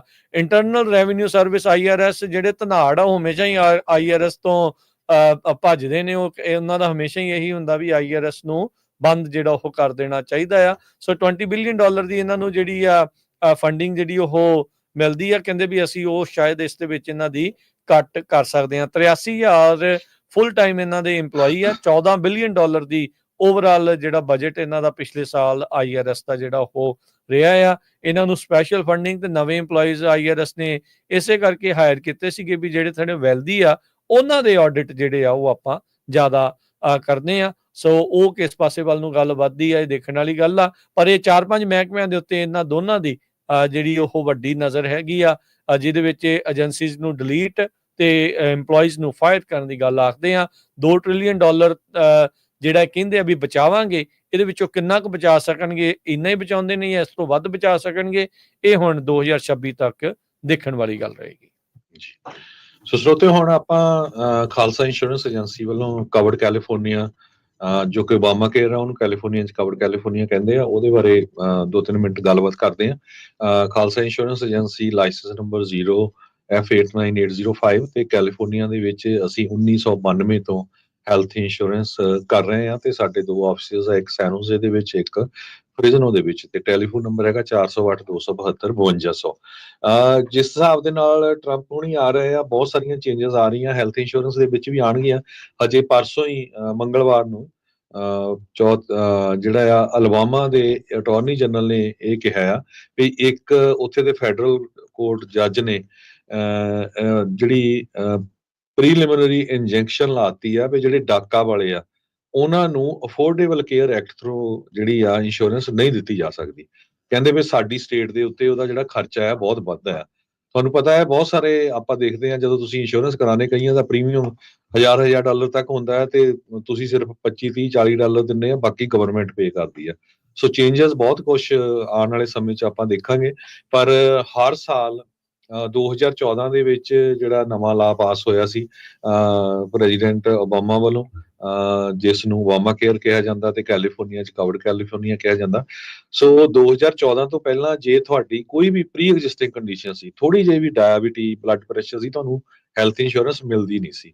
ਹਾਂ, ਗਰੁੱਪ ਇੰਸ਼ੋਰੈਂਸ ਜਿੱਥੇ ਤੁਸੀਂ ਕੰਮ ਕਰਦੇ ਮਿਲਦੇ, ਇੰਡੀਵਿਜੂਅਲ ਕਦੇ ਨਹੀਂ ਮਿਲਦੀ ਸੀ। ਸੋ ਉਹਦਾ ਕਾਰਨ ਇੰਸ਼ੋਰੈਂਸ ਕੰਪਨੀਆਂ ਇਹ ਦੱਸਦੀਆਂ ਸੀ ਵੀ ਉਹਦੇ ਕਰਕੇ ਸਾਡੇ ਰੇਟ ਘੱਟ ਆ, ਕਿਉਂਕਿ ਜਿਹੜੇ ਕੋਲ ਪਹਿਲੇ ਬਿਮਾਰੀ ਆ ਉਹ ਅਸੀਂ ਉਹਨਾਂ ਨੂੰ ਨਹੀਂ ਲੈਂਦੇ ਹੈਗੇ। ਪਰ ਇਹ ਲਾ ਪਾਸ ਹੋਣ ਤੋਂ ਬਾਅਦ ਕਿਸੇ ਨੂੰ ਵੀ ਡਿਨਾਈ ਨਹੀਂ ਕੀਤੀ ਜਾ ਸਕਦੀ ਹੈਲਥ ਇੰਸ਼ੋਰੈਂਸ। ਸੋ ਇਨਕਮ ਦੇ ਬੇਸ ਦੇ ਉੱਤੇ, ਏਜ ਬੇਸ ਦੇ ਉੱਤੇ, ਕਿਹੜੇ ਜ਼ਿਪ ਕੋਡ 'ਚ ਰਹਿੰਦੇ ਆ, ਲਗਭਗ ਹਜ਼ਾਰਾਂ ਦੀ ਨਹੀਂ ਮਿਲੀਅਨਸ ਆਫ ਲੋਕਾਂ ਨੇ ਇਹ ਜਿਹੜੀ ਇੰਸ਼ੋਰੈਂਸ ਲਈ ਹੈਗੀ ਆ। ਸੋ ਹਰ ਸਾਲ ਨਵੰਬਰ 1 ਤੋਂ ਲੈ ਕੇ ਜਨਵਰੀ 31 ਤੱਕ ਜਿਹੜੀ ਆ ਉਹ ਨਵੀਆਂ ਐਪਲੀਕੇਸ਼ਨਾਂ ਲਈਆਂ ਜਾਂਦੀਆਂ ਆ। ਕਿਉਂਕਿ ਆਪਾਂ 32 ਸਾਲ ਹੋ ਗਏ ਇੰਸ਼ੋਰੈਂਸ ਬਿਜ਼ਨਸ 'ਚ, ਬਹੁਤ ਵਾਰ ਸਾਲ ਦੇ ਦੌਰਾਨ ਕਾਲਾਂ ਆਉਂਦੀਆਂ, ਭਾਜੀ ਅਸੀਂ ਸਿੱਕ ਹੋ ਗਏ, ਕਿੱਥੋਂ ਲੈ ਸਕਦੇ ਇੰਸ਼ੋਰੈਂਸ, ਕੀ ਕਰ ਸਕਦੇ ਆ। ਸੋ ਇਹ ਨਹੀਂ ਹੈ ਵੀ ਤੁਸੀਂ ਜਦੋਂ ਮਰਜ਼ੀ ਲੈ ਲਓ, ਇਹ ਟਾਈਮਿੰਗ ਆ। ਸੋ ਅੱਜ 13 ਤਰੀਕ ਆ, ਜਿਹੜੇ ਲੋਕ ਦਸੰਬਰ 15 ਤੱਕ ਆਪਣੀ, ਜਿਨ੍ਹਾਂ ਦੀ ਆਲਰੇਡੀ ਚੱਲ ਵੀ ਰਹੀ ਹੈਗੀ ਆ ਓਬਾਮਾ ਕੇਅਰ ਕੈਲੀਫੋਰਨੀਆ, ਜੇ ਤੁਸੀਂ ਕੋਈ ਪਲਾਨ ਚੇਂਜ ਕਰਾਣੀ ਆ ਦਸੰਬਰ 15 ਤੱਕ ਚੇਂਜ ਕਰਾ ਲਓ, ਫਿਰ ਉਹ 1 ਜਨਵਰੀ ਤੋਂ ਲਾਗੂ ਹੋ ਜਾਊਗੀ। ਹਾਲਾਂਕਿ ਤੁਸੀਂ ਜਨਵਰੀ 31 ਤੱਕ ਕਰਵਾ ਸਕਦੇ, ਪਰ ਫਿਰ ਉਹ ਉਦੋਂ ਜਨਵਰੀ 31 ਨੂੰ ਕਰਾਉਂਗੇ, ਫਿਰ ਜਾ ਕੇ ਉਹ ਫਰਵਰੀ ਜਾਂ ਮਾਰਚ ਦੇ ਵਿੱਚ ਤੁਹਾਡੀ ਪਲਾਨ ਜਿਹੜੀ ਆ ਉਹ ਚੇਂਜ ਹੋਊਗੀ। ਸੋ ਓਪਨ ਐਨਰੋਲਮੈਂਟ ਹੈਗੀ ਆ। ਬਹੁਤ ਵਾਰ ਕਾਲ ਆਉਂਦੀਆਂ, ਮੈਨੂੰ ਪਤਾ ਹੀ ਨਹੀਂ ਜੀ ਕਿ ਇਹ ਹੈਲਥ ਇੰਸ਼ੋਰੈਂਸ ਕਿੱਦਾਂ ਲੈਣੀ ਆ, ਕੀ ਕਰਨਾ ਆ। ਸਾਰਿਆਂ ਨੂੰ ਦੱਸਿਆ ਕਰੋ, ਖਾਸ ਕਰਕੇ ਜਿਹੜੇ ਟਰੱਕਿੰਗ ਇੰਡਸਟਰੀ ਦੇ ਵਿੱਚ ਹੈਗੇ ਆ, ਕਿਉਂਕਿ ਹੈਲਥ ਇੰਸ਼ੋਰੈਂਸ ਬਹੁਤ ਜ਼ਰੂਰੀ ਆ। ਜਦੋਂ ਹੈਲਥ ਇੰਸ਼ੋਰੈਂਸ ਨਹੀਂ ਸੀ ਉਸ ਟਾਈਮ ਦੇ ਉੱਤੇ, ਜੇ ਕਿਤੇ ਰੱਬ ਨਾ ਕਰੇ ਹਸਪਤਾਲ ਜਾਣਾ ਪੈ ਜਾਏ, ਬੰਦਿਆਂ ਨੂੰ ਬੈਂਕਰਪਸੀ ਫਾਈਲ ਕਰਨੀ ਪੈਂਦੀ ਸੀ। ਕਿਉਂਕਿ ਇੱਕ ਵਾਰੀ ਤੁਸੀਂ ਹਸਪਤਾਲ ਜਾਇਓ ਤੇ ਆਪਣਾ ਬਿੱਲ ਦੇਖਿਓ, ਘੱਟੋ ਘੱਟ $20-25 ਉਹ ਇੱਕ ਦਿਨ ਦਾ ਹੀ ਬਣਾ ਦਿੰਦੇ ਹੈਗੇ ਆ। ਸੋ ਬਹੁਤ ਈਜ਼ੀ ਹੈਗਾ, ਤੁਸੀਂ ਸਾਡੇ ਆਫਿਸ ਕਾਲ ਕਰ ਲਿਓ 408-272-5200। ਆਫਿਸ ਆਉਣ ਦੀ ਵੀ ਨਹੀਂ ਜ਼ਰੂਰਤ, ਅੱਜ ਕੱਲ ਬਹੁਤ ਕੁਛ ਟੈਕਨੋਲੋਜੀ ਐਡਵਾਂਸ ਆ। WhatsApp ਤੇ ਈਮੇਲ ਤੇ ਕਈ ਜਿਹੜੇ ਹੋਰ ਮੈਥਡਸ ਹੈਗੇ ਜਿਨ੍ਹਾਂ ਦੇ ਰਾਹੀਂ ਆਪਾਂ ਤੁਹਾਤੋਂ ਸਾਰੀ ਇਨਫੋਰਮੇਸ਼ਨ ਲੈ ਸਕਦੇ ਹੈਗੇ ਆ। ਫੈਕਸ ਦੇ ਰਾਹੀਂ ਤੁਹਾਡੇ ਪੇ ਸਟੱਬ ਚਾਹੀਦਾ ਆ, ਤੁਹਾਡਾ ਵਰਕ ਆਥੋਰਾਈਜੇਸ਼ਨ, ਗ੍ਰੀਨ ਕਾਰਡ ਜਾਂ ਸਿਟੀਜ਼ਨਸ਼ਿਪ, ਤੇ ਕਿੰਨੇ ਫੈਮਿਲੀ ਮੈਂਬਰਸ ਹੈਗੇ ਆ, ਇਮੀਗ੍ਰੇਸ਼ਨ ਸਟੇਟਸ, ਸੋ ਤੁਹਾਡੀ ਜਿਹੜੀ ਇੰਸ਼ੋਰੈਂਸ ਹੋ ਜਾਊਗੀ। ਸੋ ਤੁਸੀਂ ਅੱਜ ਹੀ ਕਾਲ ਕਰ ਸਕਦੇ ਹੋ। ਕਿਹੜੀ ਪਲਾਨ ਤੁਹਾਡੇ ਲਈ ਬੈਟਰ ਰਹੂਗੀ। ਸਾਡਾ ਸਟਾਫ ਬੜਾ ਪ੍ਰੋਫੈਸ਼ਨਲ ਹੈਗਾ, ਕਾਫੀ ਲੰਮੇ ਸਮੇਂ ਤੋਂ 2014 ਤੋਂ ਹੀ ਆਪਾਂ ਕਵਰਡ ਕੈਲੀਫੋਰਨੀਆ ਹੋਵੇ, ਚਾਹੇ ਉਹ ਮੈਡੀਕੇਅਰ ਹੋਵੇ, ਚਾਹੇ ਕਾਉਂਟੀ ਦਾ ਮੈਡੀਕਲ ਹੋਵੇ, ਆਪਾਂ ਹਜ਼ਾਰਾਂ ਦੀ ਗਿਣਤੀ ਦੇ ਵਿੱਚ ਆਪਣੇ ਭੈਣਾਂ ਭਰਾਵਾਂ ਦੀ ਜਿਹੜੀ ਹੈਲਪ ਕੀਤੀ ਹੈਗੀ ਆ। ਬਹੁਤ ਵਾਰ ਫਿਰ ਫਸੇ ਹੋਏ ਕੇਸ ਹੁੰਦੇ ਆ, ਉਹ ਆਉਂਦੇ ਆ, ਜਾਂ ਕਈ ਵਾਰੀ ਕਿਸੇ ਨੂੰ ਕਹਿ ਕੇ ਜਾਂ ਨਿਆਣਿਆਂ ਤੋਂ ਐਪਲੀਕੇਸ਼ਨ ਭਰਾ ਲੈਣੇ, ਫਿਰ ਮੈਸਅਪ ਹੁੰਦੀ ਆ, ਫਿਰ ਕਾਲ ਕਰਦੇ ਆ, ਫਿਰ ਉਹ ਕਈ ਵਾਰੀ ਹਾਰਡ ਹੁੰਦਾ ਹੈਗਾ। ਸੋ ਪਲੀਜ਼ ਜਿਨ੍ਹਾਂ ਨੇ ਕੋਈ ਚੇਂਜ ਕਰਾਣੀ ਆ ਆਪਣੀ ਪਲਾਨ ਦੇ ਵਿੱਚ, ਆਲਰੇਡੀ ਚੱਲਦੀ ਆ, 15 ਤਰੀਕ ਤੋਂ ਪਹਿਲਾਂ ਕਰਾ ਲਓ। ਸਾਡਾ ਆਫਿਸ ਨਿਸ਼ਰਵਾਨ ਨੂੰ ਵੀ ਖੁੱਲ੍ਹਾ ਹੁੰਦਾ ਆ, ਤੇ ਜਿਨ੍ਹਾਂ ਨੇ ਨਵੀਂ ਕਰਾਣੀ ਆ ਉਹ ਵੀ ਜੇ 15 ਤੱਕ ਕਰਾਊਗੇ ਤੇ ਜਨਵਰੀ 1 ਤੋਂ ਲਾਗੂ ਹੋਣੀ ਆ। ਜੇ ਦਸੰਬਰ 31 ਨੂੰ ਕਰਾਓਗੇ ਫਿਰ ਫਰਵਰੀ 1 ਤੋਂ, ਤੇ ਜਨਵਰੀ 31 ਨੂੰ ਕਰਾਓਗੇ ਫਿਰ ਮਾਰਚ ਜਾ ਕੇ ਸ਼ੁਰੂ ਹੋਊਗੀ। ਫਿਰ ਤੁਹਾਨੂੰ 2 ਮਹੀਨਿਆਂ ਦੀ ਜਿਹੜੀ ਪੈਨਲਟੀ ਆ ਉਹ ਪੈ ਸਕਦੀ ਹੈਗੀ ਆ। ਕਈਆਂ ਦੇ ਤਾਂ ਮੈਂ ਦੇਖਿਆ 15, 20, 30 ਡਾਲਰ ਜਿਹੜੇ ਪ੍ਰੀਮੀਅਮ ਹੁੰਦੇ ਆ। ਪਿਛਲੇ ਸਾਲਾਂ ਦੇ ਵਿੱਚ ਖਾਸ ਕਰਕੇ ਪਿਛਲੇ ਸਾਲ ਜਾਂ ਇਸ ਸਾਲ ਮੰਨ ਲਓ ਵੀ ਲੋਕਾਂ ਦੀ ਇਨਕਮ ਬੜੀ ਘੱਟ ਰਹੀ ਆ, ਖਾਸ ਕਰਕੇ ਜਿਹੜੇ ਸੈਲਫ ਇੰਪਲਾਇਡ ਸੀ, ਟਰੱਕਿੰਗ ਸੀ ਜਾਂ ਹੋਰ ਸਮਾਲ ਬਿਜ਼ਨਸ ਸੀ, ਉਹਨਾਂ ਦੀ ਇਨਕਮ ਵੀ ਜਿਹੜੀ ਘਟਣੀ ਹੈਗੀ ਆ। ਸੋ ਡੂਰਿੰਗ ਦਾ ਈਅਰ ਇਸ ਟਾਈਮ ਤੋਂ ਬਿਨਾਂ ਸਿਰਫ ਉਹੀ ਲੋਕ ਕਰਾ ਸਕਦੇ ਆ ਜਦੋਂ ਤੁਸੀਂ ਹੋਰ ਕਿਸੇ ਸਟੇਟ ਤੋਂ ਮੂਵ ਹੋਏ ਆ, ਨਵੇਂ ਇਸ ਕੰਟਰੀ 'ਚ ਆਏ ਆ, ਜਾਂ ਤੁਹਾਡਾ ਵਿਆਹ ਹੋ ਗਿਆ, ਜਾਂ ਕੋਈ ਕਿਸੇ ਦਾ ਨਿਆਣਾ ਜੰਮਿਆ ਹੈਗਾ ਆ, ਕੋਈ ਸਿਟੀਜ਼ਨਸ਼ਿਪ, ਜਾਂ ਤੁਸੀਂ ਇਮੀਗ੍ਰੇਸ਼ਨ ਪਰਮਾਨੈਂਟ ਰੈਜ਼ੀਡੈਂਟ ਬਣੇ ਹੈਗੇ ਆ। ਸੋ ਉਹ ਬੰਦੇ ਜਿਹੜੇ ਕਰਾ ਸਕਦੇ ਆ, ਉੱਦਾਂ ਨਹੀਂ ਤੁਸੀਂ ਜਦ ਮਰਜ਼ੀ ਕਰਵਾ ਸਕਦੇ। ਸੋ ਪਲੀਜ਼, ਉੱਦਾਂ ਬਹੁਤ ਸਾਰੇ ਜਿਨ੍ਹਾਂ ਦੀ ਚੱਲਦੀ ਆ ਆਟੋਮੈਟਿਕਲੀ ਰਿਨਿਊ ਹੋ ਗਈ। ਨਵੀਆਂ ਕੰਪਨੀਆਂ ਆਉਂਦੀਆਂ ਰਹਿੰਦੀਆਂ ਆ, ਹਰ ਕਾਉਂਟੀ ਦੇ ਵਿੱਚ ਨਵੀਆਂ ਪਲਾਨਸ ਆਉਂਦੀਆਂ ਰਹਿੰਦੀਆਂ। ਸੋ ਉਹ ਕਵਰੇਜ ਕਿਹੜਾ ਡਾਕਟਰ ਆ ਲੈਂਦਾ, ਕਿਹੜਾ ਨਹੀਂ ਲੈਂਦਾ, ਕੀ ਰੇਟ ਹੋਣਾ, ਉਹ ਤੁਸੀਂ ਚੈੱਕ ਕਰ ਸਕਦੇ ਹੋ। ਖਾਲਸਾ ਇੰਸ਼ੋਰੈਂਸ ਏਜੰਸੀ ਕਾਲ ਕਰ ਲਿਓ 408 272 5200 4082725200। ਸਾਡਾ ਆਫਿਸ 9 ਵਜੇ ਤੋਂ ਲੈ ਕੇ 6 ਵਜੇ ਤਾਈਂ ਖੁੱਲ੍ਹਾ ਹੁੰਦਾ, ਤੇ ਉੱਥੇ ਤੁਸੀਂ ਕਿਸੇ ਨਾਲ ਵੀ ਜਿਹੜੇ ਸਾਡੇ EMPLOYEE ਆ ਉਹਨਾਂ ਨਾਲ ਗੱਲਬਾਤ ਕਰ ਸਕਦੇ ਹੋ। ਜੀ ਬਿਲਕੁਲ ਜੀ। ਸੋ 408 272 2500 ਦੇ ਉੱਤੇ ਇਹਨਾਂ ਦੇ ਨਾਲ ਸੰਪਰਕ ਕਰੋ। ਧੰਨਵਾਦ ਹਰਜੋਤ ਜੀ, ਮਿਹਰਬਾਨੀ। ਮਿਲਦੇ ਆਪਾਂ ਹੁਣ ਅਗਲੀ ਵਾਰੀ। ਸਤਿ ਸ੍ਰੀ ਅਕਾਲ ਜੀ।